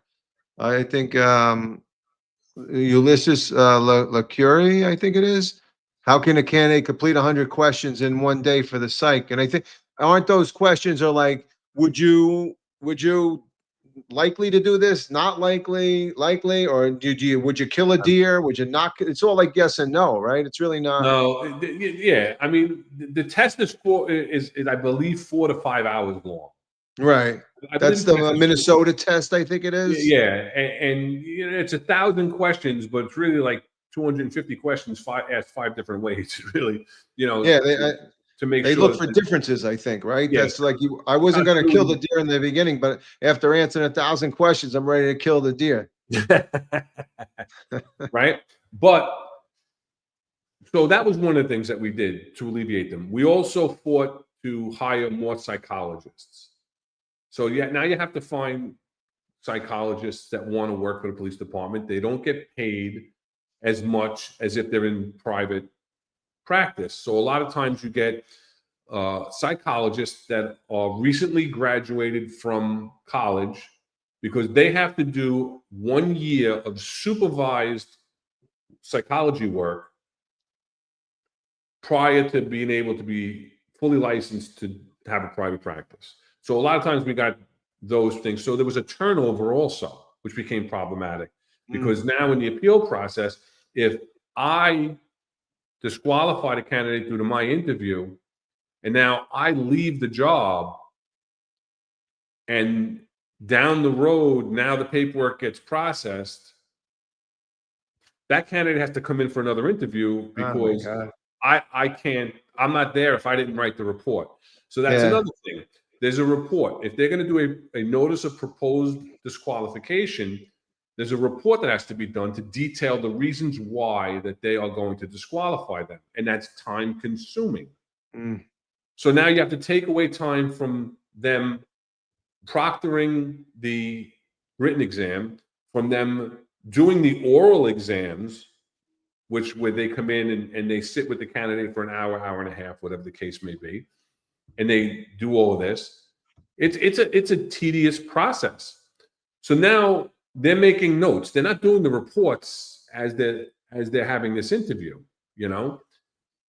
So one of the other things that we changed was that if there's going to be a notice of proposed disqualification, those notice of proposed disqualifications were, I don't know the number, but it was a high number where you had these notice of proposed disqualifications, which means that the psychologist has recommended to their supervisor, the level 1 psychologist has recommended to the level 2 psychologist, which is the supervisor, that this candidate is not suitable for hire. Then the level 2 supervisor has to sign off on that and send it to the director. Now, there has to be time for the actual report to be done, right? That was never any time. So these notices were sent and the reports weren't being done, and they weren't sending out the notices to the candidates. So the candidates were in this void where they weren't even being notified that they were going to be proposed disqualification, and then they have their options of what they can do. You know what I'm saying? So we had to figure out, how can we get rid of this bottleneck? And what Chief Pollock decided was, we are going to send out the letter of a notice of proposed disqualification. Once a notice of proposed disqualification is sent to a candidate, right, they have 30 days in which to send in an appeal. So they can notify you that they're going to appeal, find their own psychologist. Now, they don't have to find their own psychologist within 30 days, but they have to notify you that they're going to appeal. What was decided was, if someone said they're going to appeal, now that, because most people don't appeal. When they get the notice of proposed disqualification, they throw their hands up in the air. They either withdraw, because that's one of the choices, which is called the WNOPD, withdraw from your notice of proposed disqualification. So, and there's a reason for that. If you withdraw your application for the NYPD, nobody could ever find out that because you never technically failed the psychological. Okay. So you leave, you pull your papers, you say, I don't want to process any further. Your other option is to do nothing, and then after 30 days, you get a notice of disqualification, an NOD. If you don't withdraw, if you apply to another agency, they can find out that you were disqualified with the NYPD for psychological reasons? Certain agencies there is agreements with. Not everybody. Mm-hmm. But then they won't tell you why. Okay. Because HIPAA laws come into effect in certain circumstances. Right. So you have 30 days to tell us what you want to do. So if within the 30 days, the candidate decides, I'm going to appeal, now we put the psychologist on the clock. Now, since this candidate's going to appeal, now you got to write your report. Mm-hmm. So if I'm a psychologist and I have 50 NOPDs that went out, instead of writing 50 reports before we send out that notice, leaving those 50 candidates in limbo, now we send out the 50, and the 10 or 5 that are going to appeal, now the psychologist will write the report for that proposed disqualification for the reasons why. So that was a big thing on opening up this bottleneck. Okay. Also, some misinformation that's out there, and what Ulysses is saying, Ulysses LaGuerra is saying corrections can ask for NOPD files from the NOPD. That is correct. It's a law enforcement agency to a law enforcement agency within New York City. That's one of the agencies that we do communicate back and forth on both sides candidates, right? Well, does the the candidate have to sign a waiver then? Because it, like Simply E saying, that does sound like it's a HIPAA violation. No, because yeah, you are signing certain forms. I forget the legal form, but you are signing certain forms, and Because I remember when I filled stuff out. it's an if you- evaluation. It's an evaluation for suitability for hire. Like, this is a problem I had with some of the psychologists when I first got there, and I would start inquiring about certain cases, right? And that comes from, you get phone calls from certain people. Listen, this person's hung up, hasn't heard back from the psychologist in 6 months.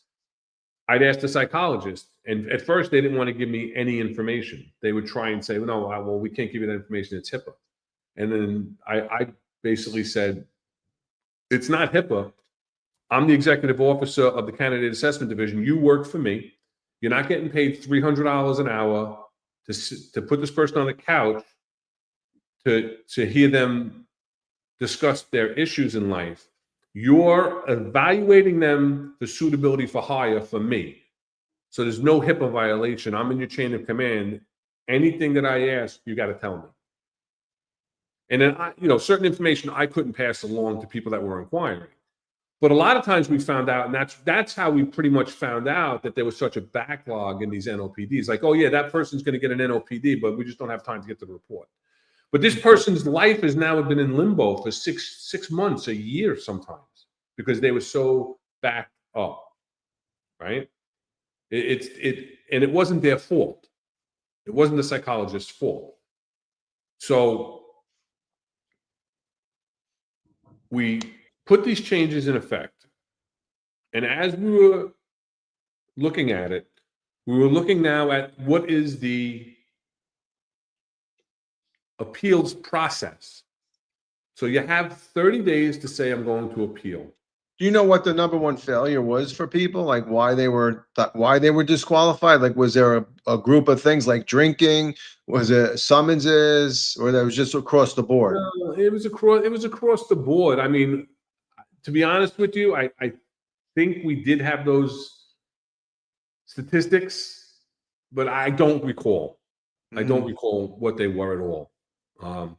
But so we're looking now at the appeals process, right? So now somebody that wants to appeal, what do they have to do? They could just write a letter stating why they want to appeal. But the problem with that is they don't know, because they don't get the report. What their failure was. So they don't know why they were failing. That report would only be released to another licensed psychologist. So they would have to hire a psychologist on their own. The psychologist would have to request the records from the psychological assessment section.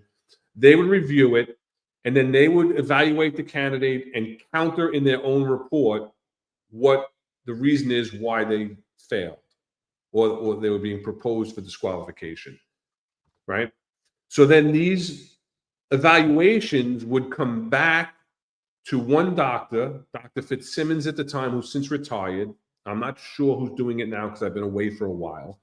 And he would look at all these appeals and then come down and have a meeting with myself and Chief Pollock and a couple other executives and go over the cases, and he would make a recommendation. This person should get an appeal. This person, I don't believe, should get an appeal. I agree. I concur with our psychologists. So well, this was a group meeting you guys had, and you went over the case, and you decided that this person should be eligible for the appeal. That's what you're saying, right? So it wasn't like collectively it wasn't one person making this decision. You guys collectively as a group decided? You know what, Dr. Fitzsimmons, I don't remember ever overriding his recommendation either way. I don't remember Chief Pollock overriding his recommendation. He was very fair, and he would say, hey, listen, this person presented evidence to counter what the psychologist said, or he didn't agree with certain ideologies of certain psychologists as to why they were disqualifying people, So then that person would be notified that they would get an appeal. Now, here's how the appeal process worked. Ron Leyson is psychologist level 1. I see a candidate. I propose disqualification for whatever reason. I send my report of proposed disqualification to Rob LuKach, who's my level 2 supervisor. He concurs with my notice of proposed disqualification. It goes through the process, right? Gets signed off by the director, goes out to the candidate. The candidate submits an appeal request. Okay, one question. So do you, as the XO or Lori Pollock as the CO, do you get notified that this person's failed? Does the investigator get notified too? Yeah, it's all in the computer on each case. So everybody knows. It's almost like you go in and check on your candidates, and it gives you the cues with its qualifications, and it may say NOPD. It may be on hold. It may be rejection review. Which is when they're appealing, right? Okay. So the qualification status for each cue, the 4 different cues, right? The character, the medical, psychological, and JST. There's 4 cues that you have to pass all 4 in order to be called what's called 4QB, ready for hire. Okay. Right? So now this person is going to appeal. So I recommended that they get disqualified. You're my supervisor. You concur.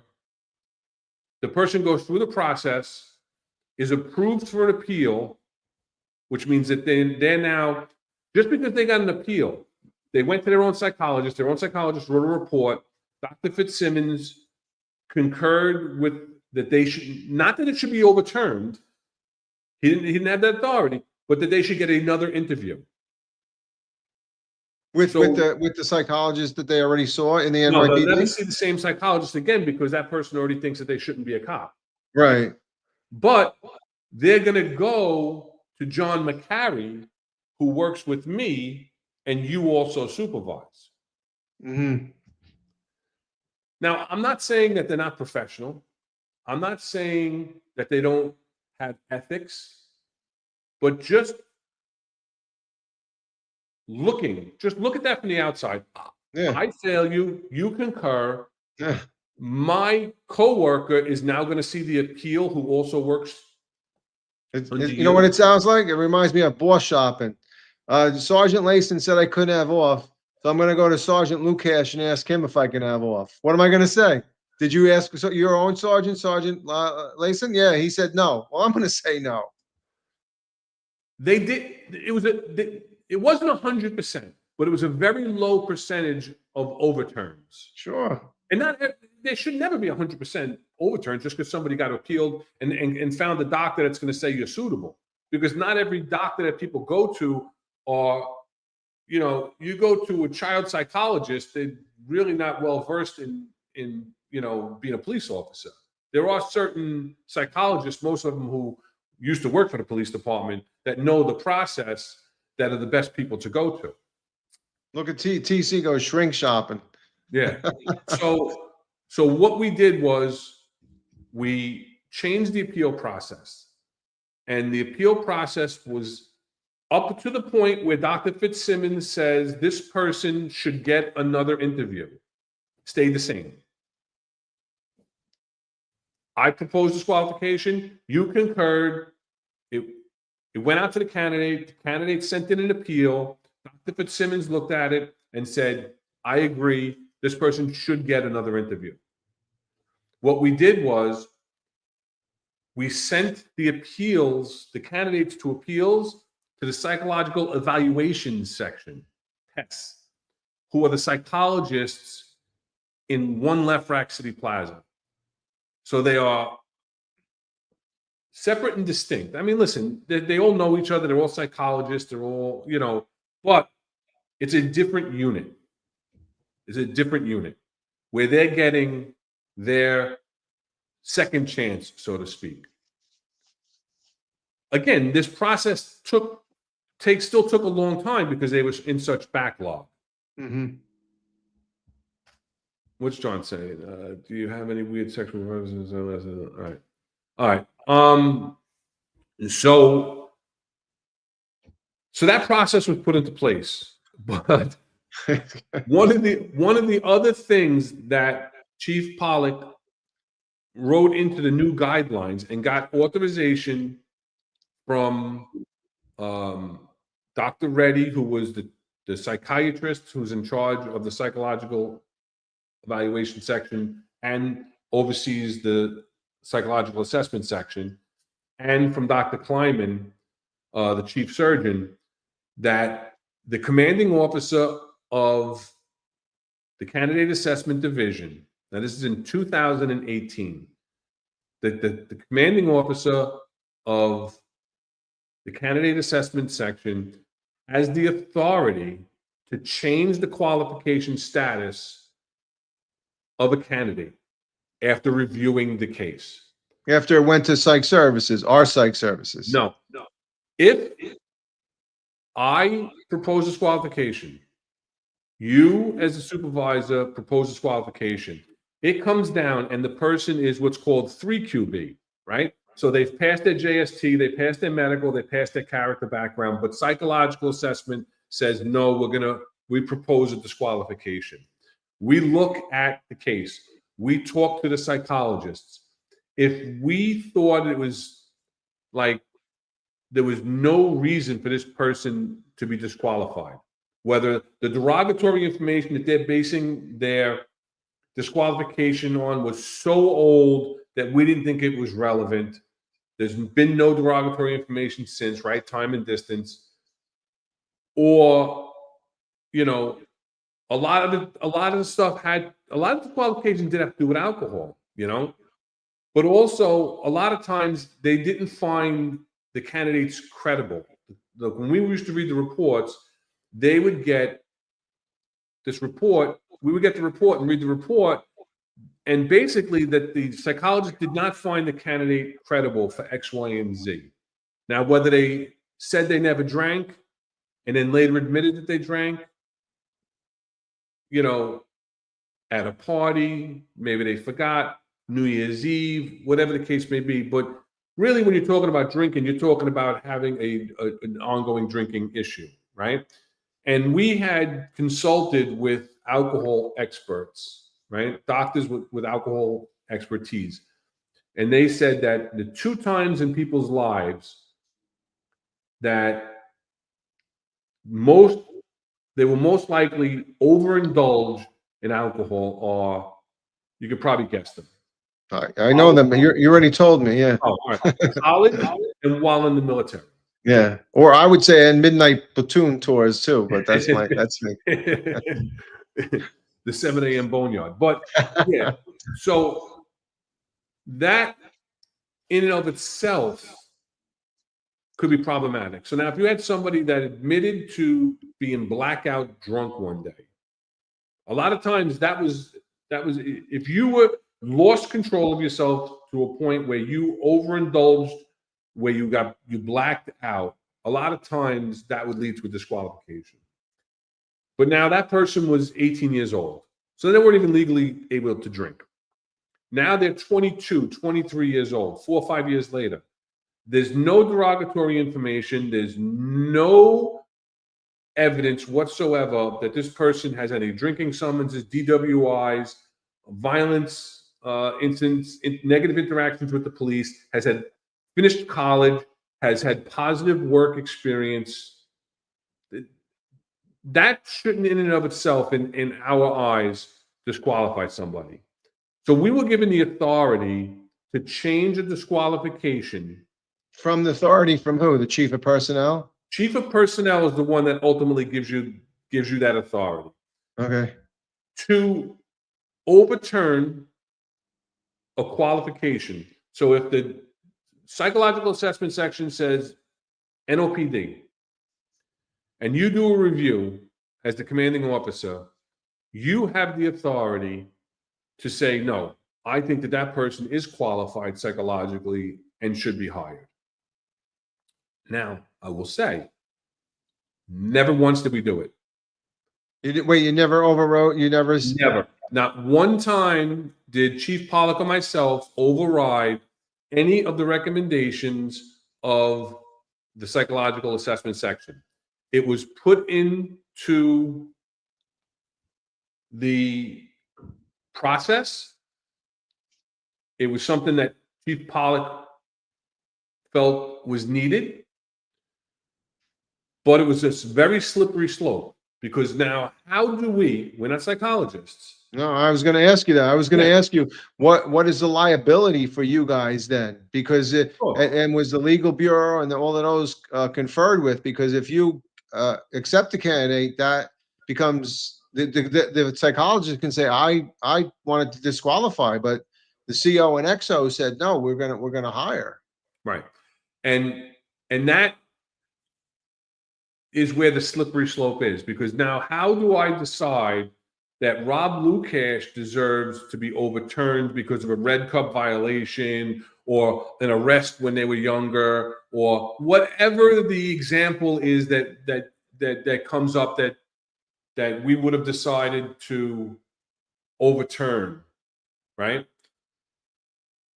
What now? Why aren't we doing it for the next person and the next person? Right. So it was. Who did John McCarry know? He was locked up. He was running amok in Staten Island, and he got on the job. Who did he know?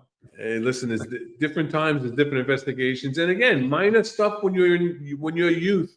No, it's fine. Then you have years of no derogatory information and steady employment, and listen, you're expected to be dopey at times, and the psychologists understand that too. Everybody. I got to say this too. Everybody says so many negative things. They hear so many stories about, oh, my son, my cousin, my brother, my neighbor, my buddy that I grew up with got disqualified. He didn't do anything wrong. It was because he got drunk at a frat party. It's because this, because of that. Let me tell you, I was the contract guy, right? So, which means I was the one that fielded all the phone calls from people throughout the police department who had anybody that they knew processing to look into their cases if they were being held up or whatever the case may be. I found out things that I knew that these parents or other relatives had no idea about. Now, they think that they think that their nephew is the greatest person since sliced bread. They think that their son or daughter lives a perfect life. And then I would speak to the psychologist and find out that this person had suicidal ideations. You can't be a police officer if you're disclosing suicidal ideations before you even get on the job. Now, I can't disclose that to the person making the inquiry. Right, no, of course. But people don't realize that you have these other issues that you're not aware of that come up that people deny and then get found out in medical records. You tell something to your personal MD, and then when your records get transferred to the psychological assessment section, it's in there. And you forgot you told your doctor that you got blackout drunk. And then you tell psych that I never got blackout drunk. Now your credibility is an issue because you documented it by telling your doctor that, right? You have to question the validity of a story when somebody has an emergency room visit at 2:30 in the morning for a broken hand. How did that happen? Probably from some type of violent episode, right? I think some promotions just came down. My phone's blowing up. Did you get promoted? Yeah, I'm getting promoted finally. Hey, Rob Nappy. Now Rob Nappy's on that. Rob Nappy, the good Nappy, Richard Napolitano is being promoted to assistant chief. Is he? Yeah. Yes, he is. Did Rob Nappy get the call? Rob, did you get a call that you're getting made assistant chief? But congratulations to my good friend Richie, who I followed in the 110, went to PMI with, was on my PMI project. I'm still friends with him today. He's up in the first deputy commissioner's office now. Hey, I knew a guy that got psyched, failed the psych because his dog just died, and he was very close to the dog. And every time the psychologist spoke to him and brought up the dog, he would cried. break down and laugh and cry. Now, when I heard that, I said, that's BS. I don't think that the guy was like that. How could he be so emotional? And does that show empathy? Does it show that he is a caring kid? And then Or do they see it as immaturity? My dog died last August 9th. Dude, I was a wreck. I'm 63 years old. I was a mess. I couldn't even talk. I literally had to go see a doctor myself because I was a mess. I had the dog for 13 years. It was the worst experience in my life. Now, listen, I'm not saying that the death of a human being or somebody else is just as bad, but I was a wreck. I was so close to that dog. It was unbelievable. But I could see where that would happen. And I just didn't think the psychologist had the caring and the understanding of that particular. Now, I'm not saying that there weren't other things. Like you said, we don't know if somebody's telling 100% of the things that happened in that interview, right? Because we're not there.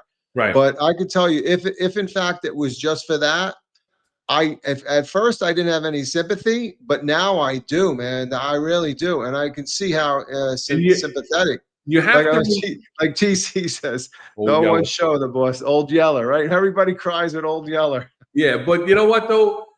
People have to remember also, it's a very stressful situation sitting across the desk, right, from a psychologist, right? What do they teach us in leadership, right? If you're gonna have a conversation with somebody, come out from behind the desk, sit at a table with them, sit chair to chair with them. Sitting across a desk from somebody is a confrontational position to be in. right. So it's a difficult position for a candidate to be in. They get very nervous. They don't know what. Sure. A lot of times they don't know what the answer should be that they're gonna say. You know what I'm saying? No, and you're right. I just want to say, you know what they do? I think the biggest problem, and maybe this is for people that aren't on the job and going through the process, is they try to read the question and not talk from their experience and their heart. They try to think what the psychologist is looking for. Don't do that. And you'll never know. And listen, some of the worst failures we had were legacy kids who were given advice by their member of the service family members. Say this, do that, do that. No, just come in, be honest. Be honest, and most of the time you're going to wind up getting through. So let's get back to this, because it's gotten a little long-winded, because it's a difficult process to go through, right? So again, we never used it. We didn't feel that authority, although it was there, was kind of our place. So what we did was made what we felt was an appeals process more fair for the candidate. Now, the psychologists disagree, because they say they're professional, they're ethical, which I do not deny. I still have friends that I knew when I worked there in psychological assessment section, and that have moved on or other positions, and professionals. I'm not saying they're not professionals. No, I didn't agree. We would have very spirited arguments in my office over candidates sometimes, but I would never. And I used to listen. They dropped IEB logs. Certain psychologists that are no longer there dropped IEB logs because they said that we were interfering with their process by inquiring, by making these inquiries. Nothing came of my IEB. So when they didn't get the answer they wanted from IEB, they went to the Department of Investigation and tried to get an investigation opened up, which they did open up an investigation into us. And then the unions had to step in and say, listen, you don't have the authority to look at us for discipline. That's what IAB is for. Mm-hmm. And so they didn't get the resolve that they wanted, but we weren't interfering. There's not one psychologist there that can say that I ever pressured or asked them to overturn. I did ask them to look at things. I did have them in my office to have conversations, to give my opinion, and then they gave their professional opinion as psychologists.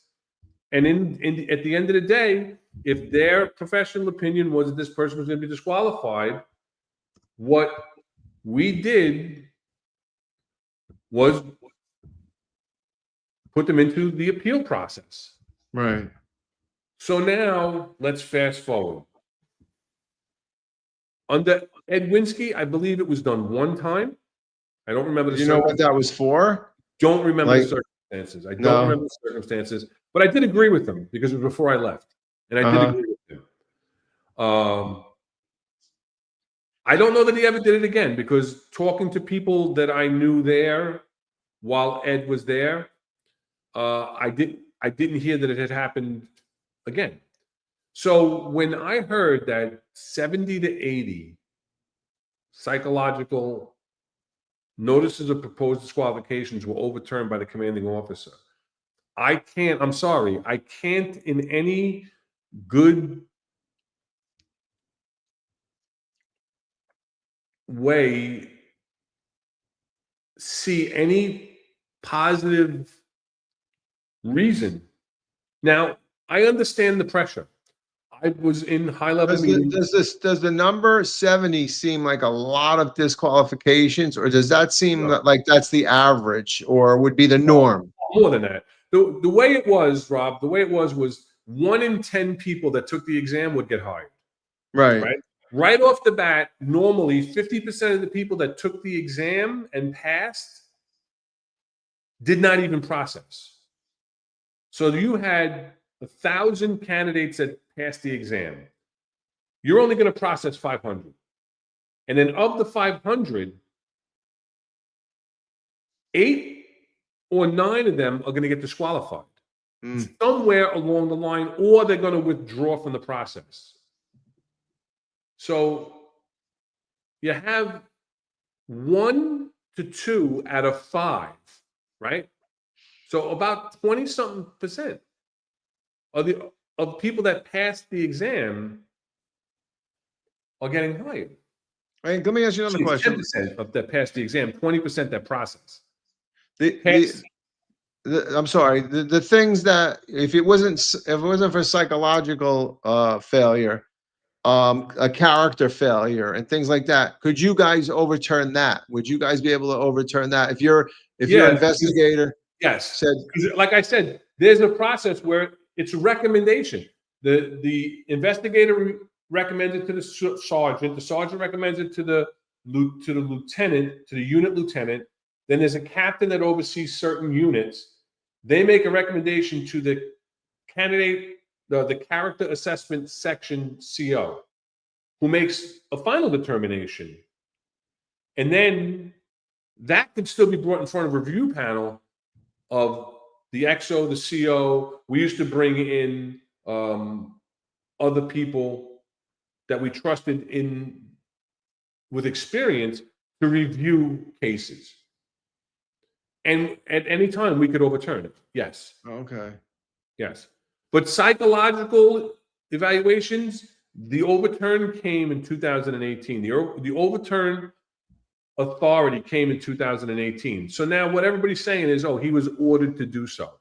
He did it as favors for upper echelon.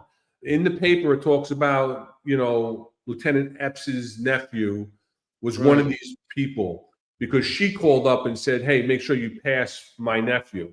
And listen, when she worked with Chief Madry, she had a lot of pull. Of course, she's coming from the chief of department. Yeah. But Rob, I spoke with people from the first deputy commissioner's office, the police commissioner's office, the chief of department personally on multiple occasions, 3-star chiefs throughout the department all the time.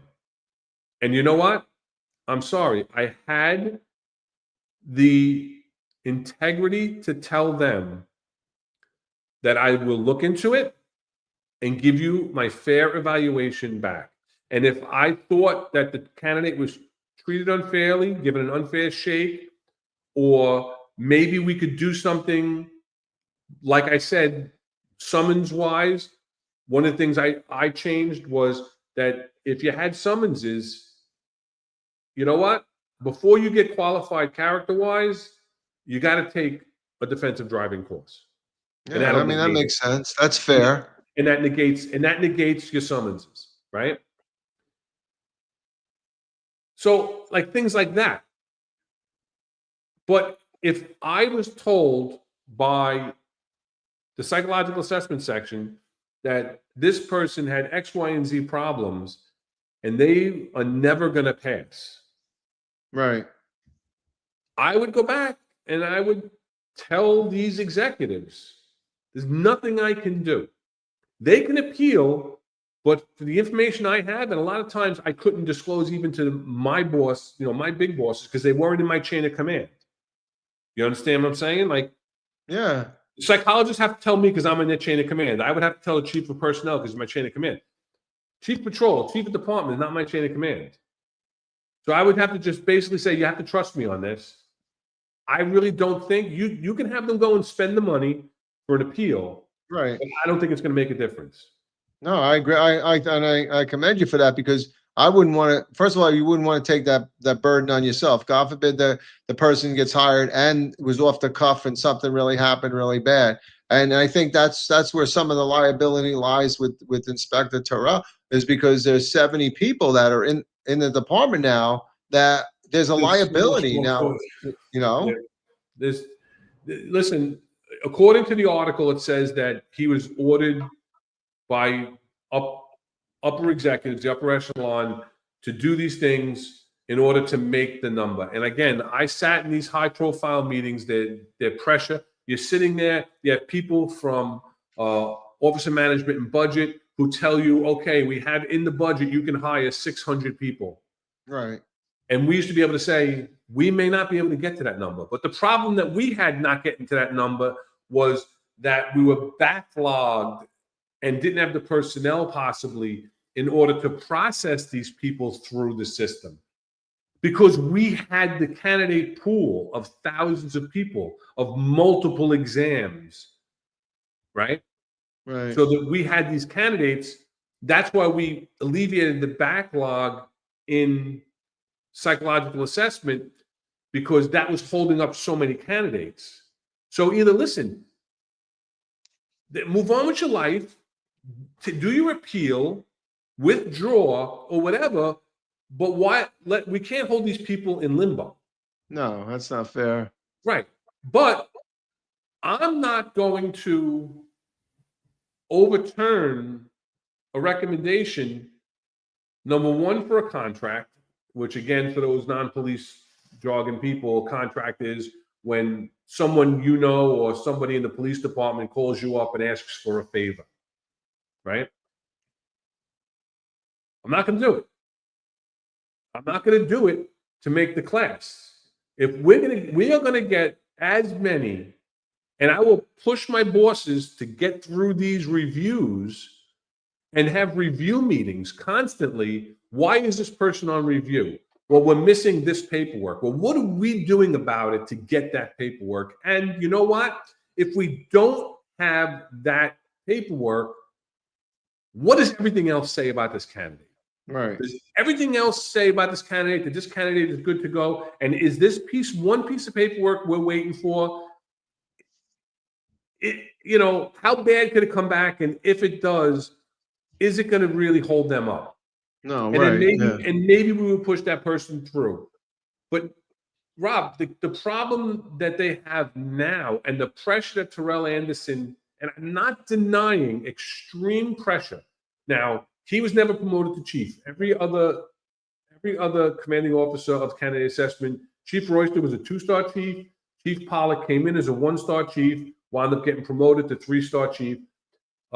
Chief Winsky came in as an inspector, made one-star chief. Terrell Anderson never made chief. He was an inspector. How So- long was he there? Do you know? Or He was there. Ed Winsky, it's got to be, my timelines are gone when you retired. You know, it's funny, right? It's got to be over a year, which is more than enough time in that position because it's a big division with a lot of responsibility. You deserve to be a chief if you're going to get that position. So he has the pressure of wanting, since 2022 is what Ulysses is saying. right, That's 3 years, 2.5, 3 years that he's there. That's more than enough time that he should have been promoted, right? Unless they didn't think he was worthy of it for whatever reason. But now he's claiming that he had undue pressure from upper echelon to push these people through and qualify them. I'm sorry. He went to CAD in 2023. So 2 years, yeah. a year and a half to 2022, 2023. So two and a half years, say, right? So he should have been promoted already. I believe so. I believe so in that position. Very, very, very, very difficult. Rob, when Lori Pollock was leaving, she asked me, do you want me to recommend you for my spot as the CO to the police commissioner? And I should have said, yeah, because you know you're going to get made chief. Think about it. That's a tough, pressure-filled position. And I thought about it, and I said yes. And then, of course, timing in my life being timing in my life, there was a change in administration. Chief Pizzuti was out. Chief Morris came in. Chief Morris put Ed Winsky, his guy, in that spot. That's how it works. Manhattan South guys. Yeah, 100%. And a good guy. I got on the job. Oh, Winsky was a good guy, yeah. Yeah, Winsky was the police. So, you know, he was a deserving guy. I'm glad if I didn't get it, that he got it, you know? So Terrell kind of does this because he's pressured. He wants to get promoted, in my opinion, then. And he's going to, if they're putting pressure on him to get candidates, and he can't get candidates because they don't have applicants, and they don't have applicants that are passing, which is to me seems to be the real problem, then he's pressured. And the only pressure he can do then is pass candidates that aren't deservingly so of that position. There's more to it. I know we're going long, but I don't want to speculate as to why he did what he did. From my personal knowledge of being the executive officer of that division and knowing it intimately because of the deep dive that I did into it and the changes that we made, I know the pressure, extreme pressure to make that number every 3 months to 6 months, right? Because the classes went to every 3 months. So there's a constant movement of candidates.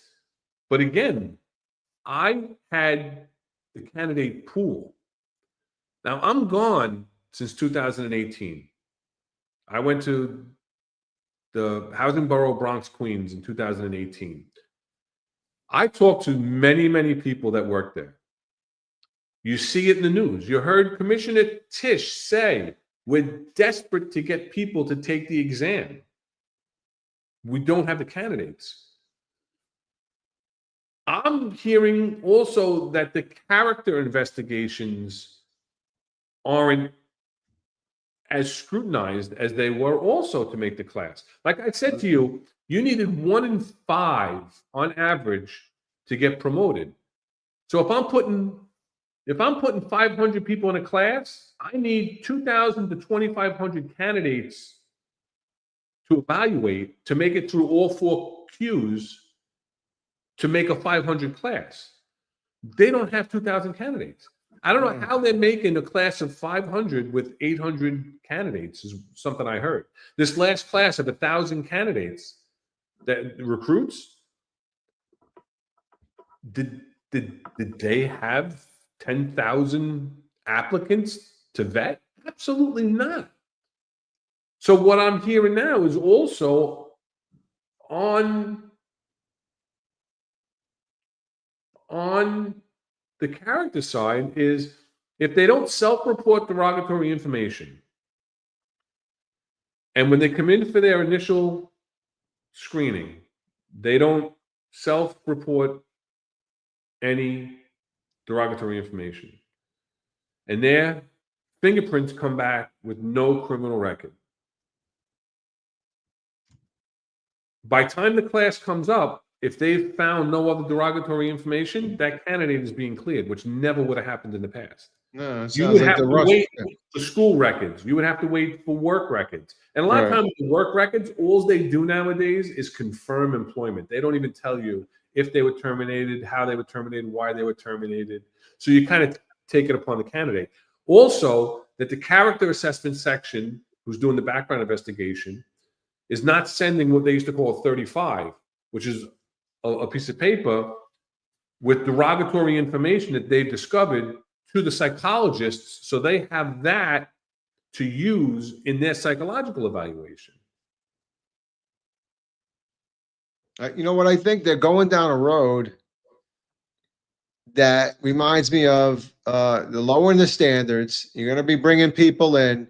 You're going to lead into a corruption scandal, because if you don't have the high level of integrity, the high level of background check, psychological check, it's you're running down a road where you're just looking to hire people. You might as well just give the gun and shield out when somebody walks down the street, because you're going to end up with a huge corruption scandal, and it's just to fill numbers.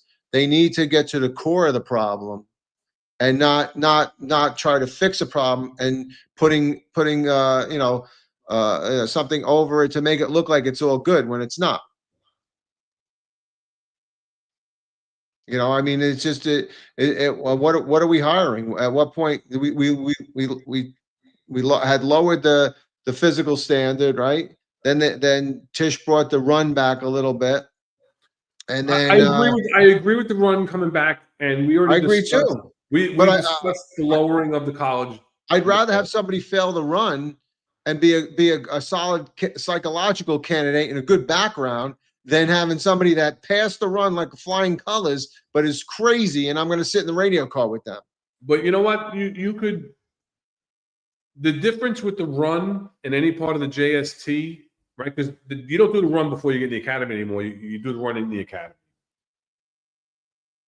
You can prepare for that. If you fail the JST, you get another chance. Mm-hmm. You can come for remedial training. You're giving tutoring instructions. They do tutoring sessions. So you can build your body up. You can build your stamina up and things like that. And if you want the job, you will. Exactly. You can't do that with your psychological, if you have psychological issues. And again, if you're disqualified and it's on a perception of a psychologist or because of the way that they saw certain things, and you go through the proper appeal process. Now, I talked about an appeal process that took upwards of a year or more when I was there. Right. The fact that they don't have the candidate pool any longer, that's not the case anymore. The appeal process could be a couple of months now, because the candidate, the psychological assessment section doesn't even have a candidate pool to set up the written and oral exams. So they're no longer backlogged with 200 candidate cases. Maybe they have 60 now. Whatever. I don't know the numbers. I have no, I'm guesstimating. But talking to people that I know there, that's not the issue anymore. The issue is you don't have a qualified candidate pool. And that's what the job needs to rectify. Not to pressure to put through unqualified candidates. All right? We could talk about retention, but that's a different topic that's leading to the need for more recruitment, right? So they're kind of tied together. But the big issue with this conversation is recruitment. Right. You need to, and I don't have that answer. When I was there, they took recruitment away from us. And I was very happy for it. Recruitment went to 1PP. You know? I think, but John, Eric, Sal, Marlon, have all spoken about it, is the internal pressures in the police department. It's clearly visible what happens to police officers, or what can happen, and all the laws that restrict and make the police officer the real perpetrator. So they need to change those things first. That's what they need to do. They need to, get rid of the things that put the pressure on the police officers, and then you'll have more people apply, and you'll have more people that should apply, and that will pass those 4 parts of that exam to get into the department. But you need it, and we've talked about it in the past too. You've lost that whole group of recruits or candidates that are, I'll call them legacy. I don't like to use the word legacy, because when I think of legacy, I think of a line of duty death family member. We used to call legacy candidates. A legacy candidate was a family member of a line of duty death. But you're losing the candidates that are recommended by the cops that are working the job, that used to tell their family, their friends, their coworkers, hey, take the job. It's great. Take the test. Get on the job. They're hiring now, because that's another thing that we did when we were there.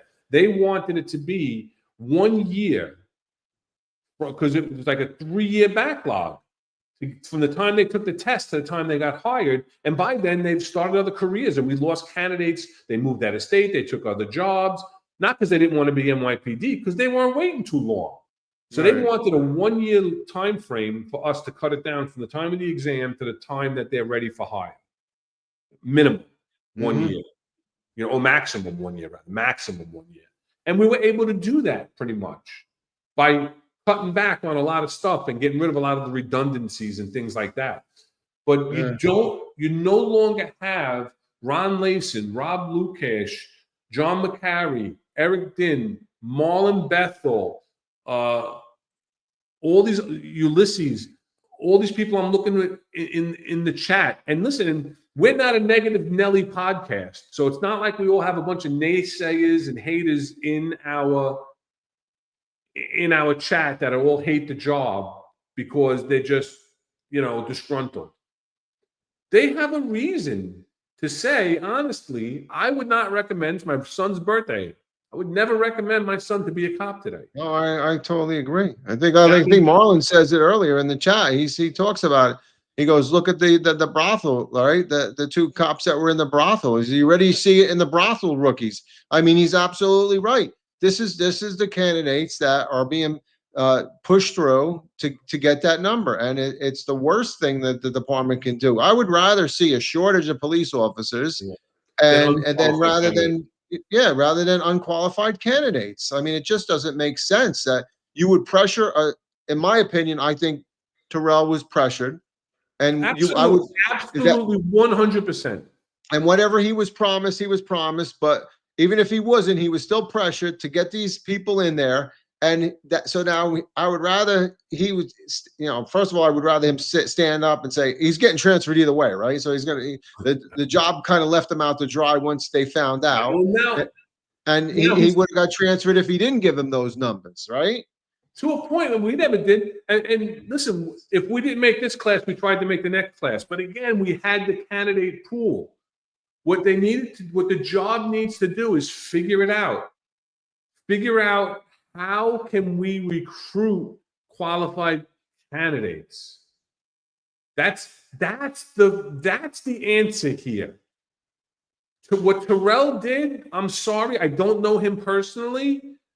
I feel bad that he succumbed to that pressure, because to me, there could be no justification for overturning that amount of candidates, and also under his watch to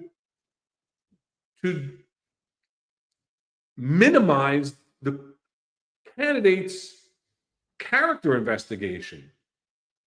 Well, you think of how much pressure he was under then, because you and I wouldn't do that.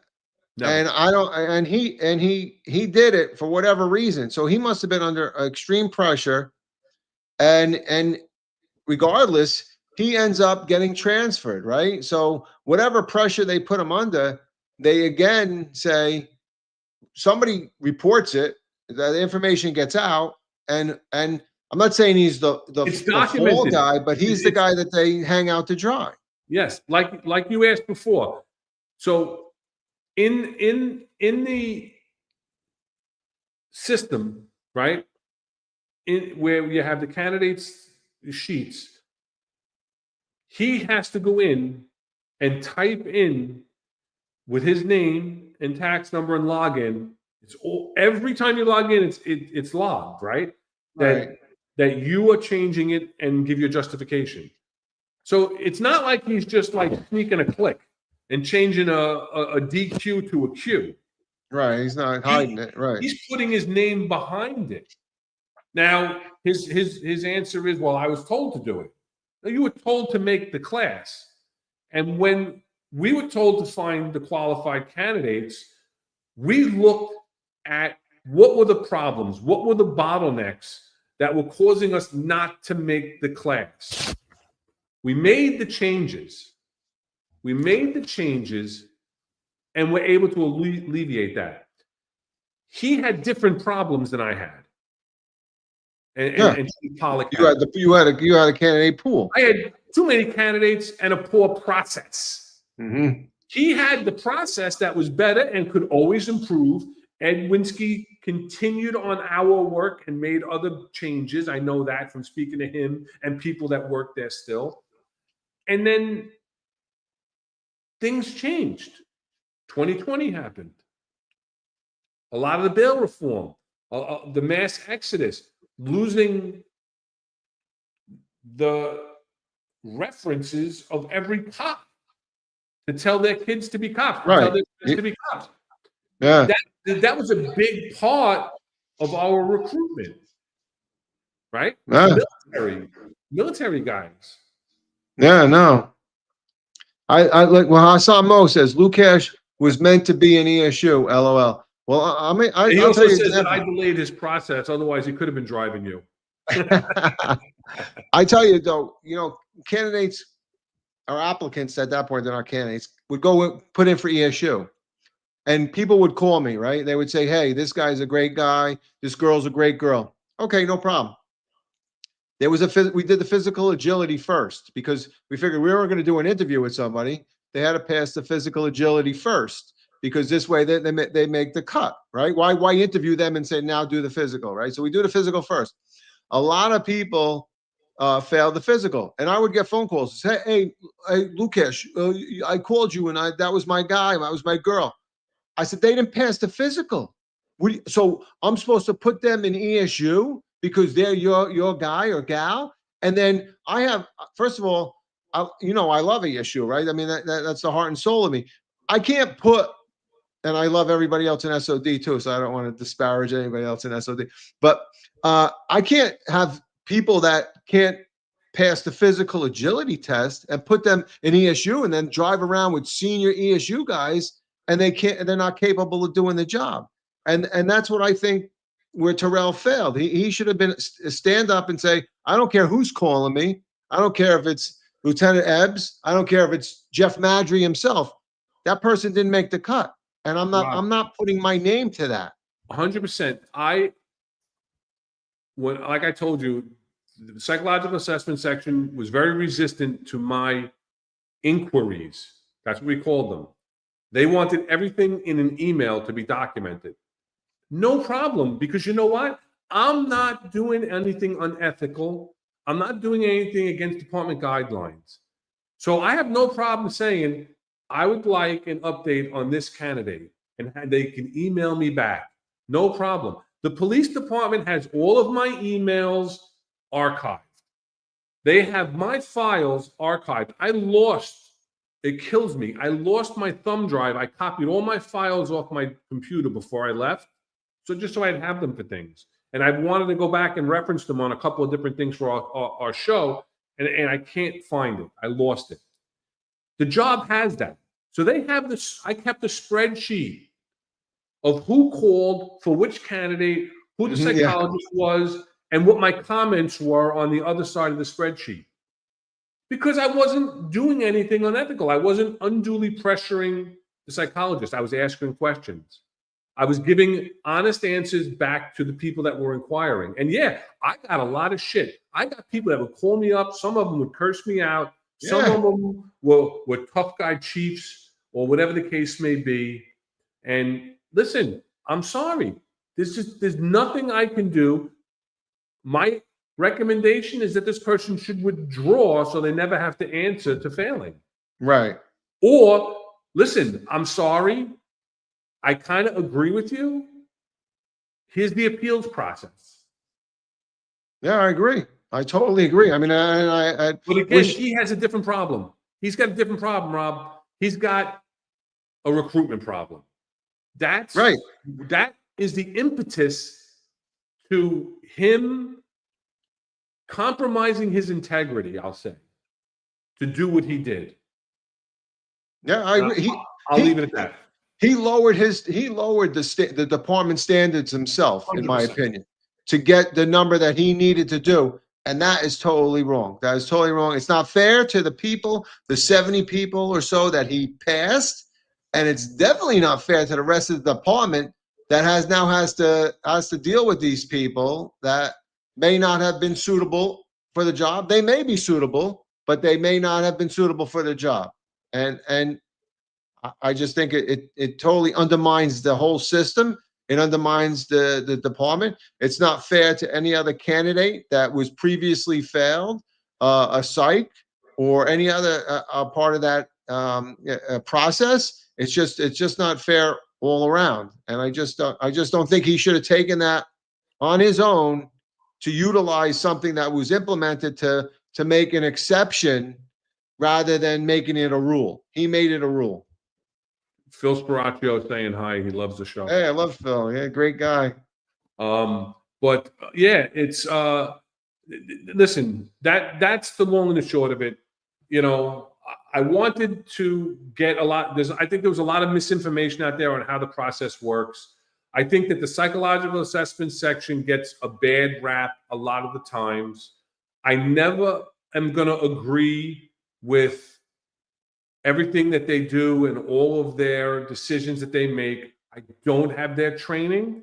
I have life experience. I have NYPD experience. So I look at certain derogatory information as one way that I don't think would affect an effective police officer than they do from their experience of graduating college and coming to the NYPD.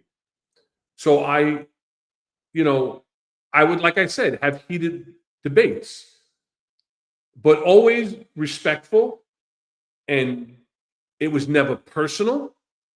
And once we went our separate ways at the end of the thing, which I'm going to say I probably can't remember winning many of those debates,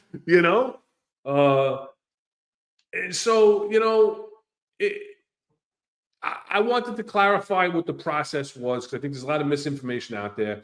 He was not given this authority in order to make any kind of DEI number or given this authority to make a number, period. The authority was in place. He chose to use that authority. It may have been brought to his attention if he didn't know about it. Hey, you can override them. Oh, can I? But really, I'd love to know the demographics of those people, but it's not out there. And I'm not going to make a phone call because I know it's an active IAB investigation. So I'm not going to compromise anybody else's integrity by asking any specific questions like that of anybody in positions that would know those things, But how many of them were contracts? How many of them were just numbers to get through? How many of them might have been DEI related, like other people are talking about? I'm not going to speculate that. On this show, we don't usually do that, No. But I'll tell you, if I made a call, if it was me and somebody told me that the person that you called me for, and they said didn't pass the psychological, I'd be like, all right, I appreciate your help. Whatever you did, thank you, and move on. That's not for me to decide, And, them having the inability to get classes filled now is what caused this. Yeah, no. It's what caused this. That's the pressure. That's the pressure that he got. He got phone. He absolutely. Listen. I don't like to speculate. I don't like to talk about rumor, innuendo. I will bet my pension check next couple of days. Right. I'll bet my pension check he was getting phone calls from the upper echelon that they wanted certain candidates in the class. You gotta stand your ground. Say no. No, you gotta stand your ground. Overturn those candidates. Yeah. So Anthony DiMaggio had a question real quick. He says, does the psychological assessment unit also evaluate tenured cops or just applicants? That's just the applicants, right? You go to psych services. Yeah, you go to the psychological assessment section, which is the unit that we utilize to do the appeals. Mm-hmm. And then psych services for tenured MOSs, right? But they're the same. But they're the same. They're the same training. They're but not the same clinicians, are they? Or excuse me, same doctors and everything, or no? They're different doctors. Right. Same title. Yeah. They're psychologist level 1, which is your entry level. Psychologist level 2 is a supervisor. Psychologist level 3 is like a big supervisor, and then you have the deputy director and a director. And Nike Head 27 just asked how many people get psyched off the job a year. I don't know. That's a different issue. But now you got to look at now, and this is something again. Like we ran really long with 2.5 hours, so we got to wind down. But the ramifications of lowering the standards is something that we're not going to know. Right. The adverse effects of that for years to come. Yeah. And now these 70 or 80 candidates that were overturned under his proper authority. He didn't sneak it. That's what I'm saying. He didn't go in the computer and do a sneaky slide. Right. And change it. He had that authority. Yeah. He exercised that authority. So now somebody's going to have to question each one of those and say, why did you do that? And if he looks at the case and he says, well, this is why I did it. You know what? He had that authority. Then take that authority away. And especially now that the appeal process has been expedited so much to within a couple of months, it's even less necessary, because that was another one of the deciding factors for Chief Pollack, was that it took so long for the appeal process. If there was a case you felt strongly enough that, that person shouldn't have been disqualified, sending them into the appeal process sent them into another year and a half abyss. Right. But again, we never exercise that authority.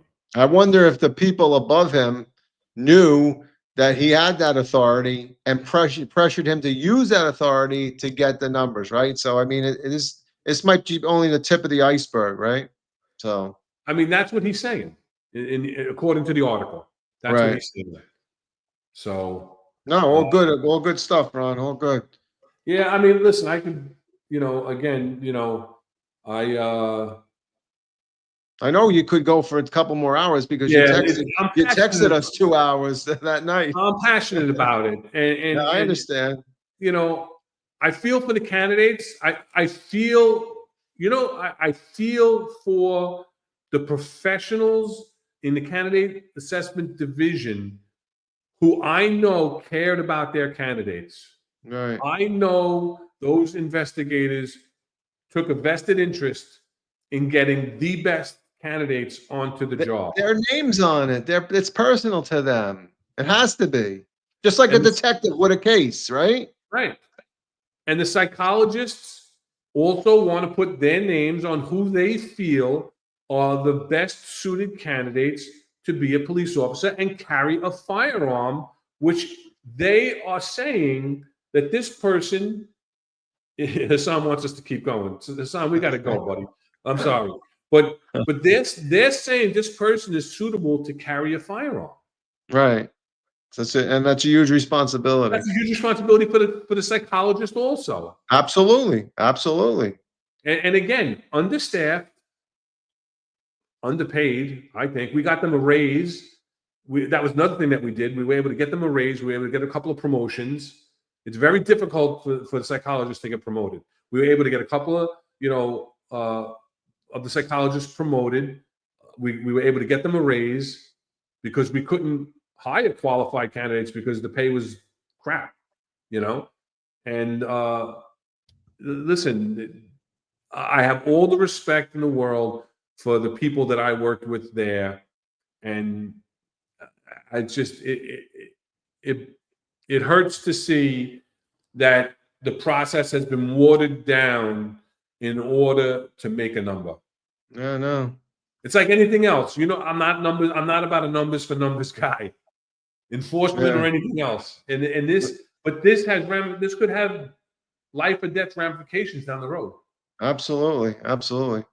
And just for anybody that's going through the process, that you can Google stuff. There's on Indeed and stuff. There's information that gives you like what's on the test and stuff. But I think the most relevant thing is, in my opinion, and the way I was you just be honest. That I think you talk about often, and I've mentioned it too. When you go into an assignment that you're unfamiliar with, as a leader, you find those people with the expertise and you learn from them. Absolutely. Yeah. And Michael Freed is bringing up somebody, and Pat Donnie, who's not in the chat today, but he spoke about Nat Brill on his podcast, who's his best friend, may she rest in peace, was a pillar at candidate assessment. She was in charge of the candidate relations unit. And she taught me so much about that process. And she would come in, she was a fireball. She would come in and fight for people. She would come in and say, why are they fighting for this one? This guy is a mess. She spoke the truth. She spoke, from the heart. She died from 9/11 related cancer. But I just wanted to mention that because Mike Freed put her name up in the chat. So Can you just bring up Marlon for a minute? Marlon brought up that he said, what did he say? He said, also doesn't mean perps aren't human, nor can't find salvation and reform later. Absolutely. We didn't. I don't think we said that. I mean, I agree. One of my sergeants was arrested for burglary in the 70s blackouts, and he was a great guy. I mean, we had no issues with that. So absolutely, 100%. Yeah, yes, people can definitely find salvation. It definitely can reform later. Absolutely. Marlon, you're going to get me started even more. With 2 hours and 38 minutes in, I'm not going to do it because this was about the psychological assessment. I could tell you the process with the character and what we believed. Again, I'll just say it this way, like I said it before: time and distance from derogatory information. Time and distance. So people can make mistakes in their life. You got to give them time. Sometimes we disqualified a candidate because the derogatory information was too soon, and we would tell them, take the next test. Because by the time the next test came around, wait, Marlon's saying he answered Hoodmare, New York City. I think maybe I jumped it too fast there. but sorry, Marlon. We would tell people, take the next test, because by the time the next test came around and was promulgated and you came in for your processing, if you have no further derogatory information, there'll be enough time. You need to mature a little bit more, whatever the case may be. Or there was other cases. I could tell you stories. But that's for another day. No, there's always chance for redemption. I believe in it. 100%. You know what? People change. You see young cops come in with attitudes and craziness, and they become great leaders later on. So I mean, yeah, I think it's like he says, it's all good. Marlon's saying it's all good, Ron. Nothing bad. All right, so let's. You got anything else? No, please, no. Yeah, we're real long today. So thank you, everybody. Yeah, we really appreciate all the interaction with the comments. As always, hit the like and subscribe. It was a long one today, but I think it's an important topic. I wanted to clarify, some things, misinformation, I believe, that's been out there. So tomorrow on the Sal Greco show at 1:05 p.m., he's got a former cop. His name is Ilbe Azkak. So he'll be on tomorrow telling his story. And then on Friday, we'll have John and Marlon back on with somebody probably else. I'm not sure who, with the Friday Roundtable, where they'll recap the, I got to forget about it from my son. On Friday, the Roundtable, they'll recap the week's events and talk about whatever other current things are going on. We'll be back again next Wednesday at 5:05 p.m. with the next episode of The Executive Perspective. So everybody be safe. Thank you, everybody. Appreciate you. Woo!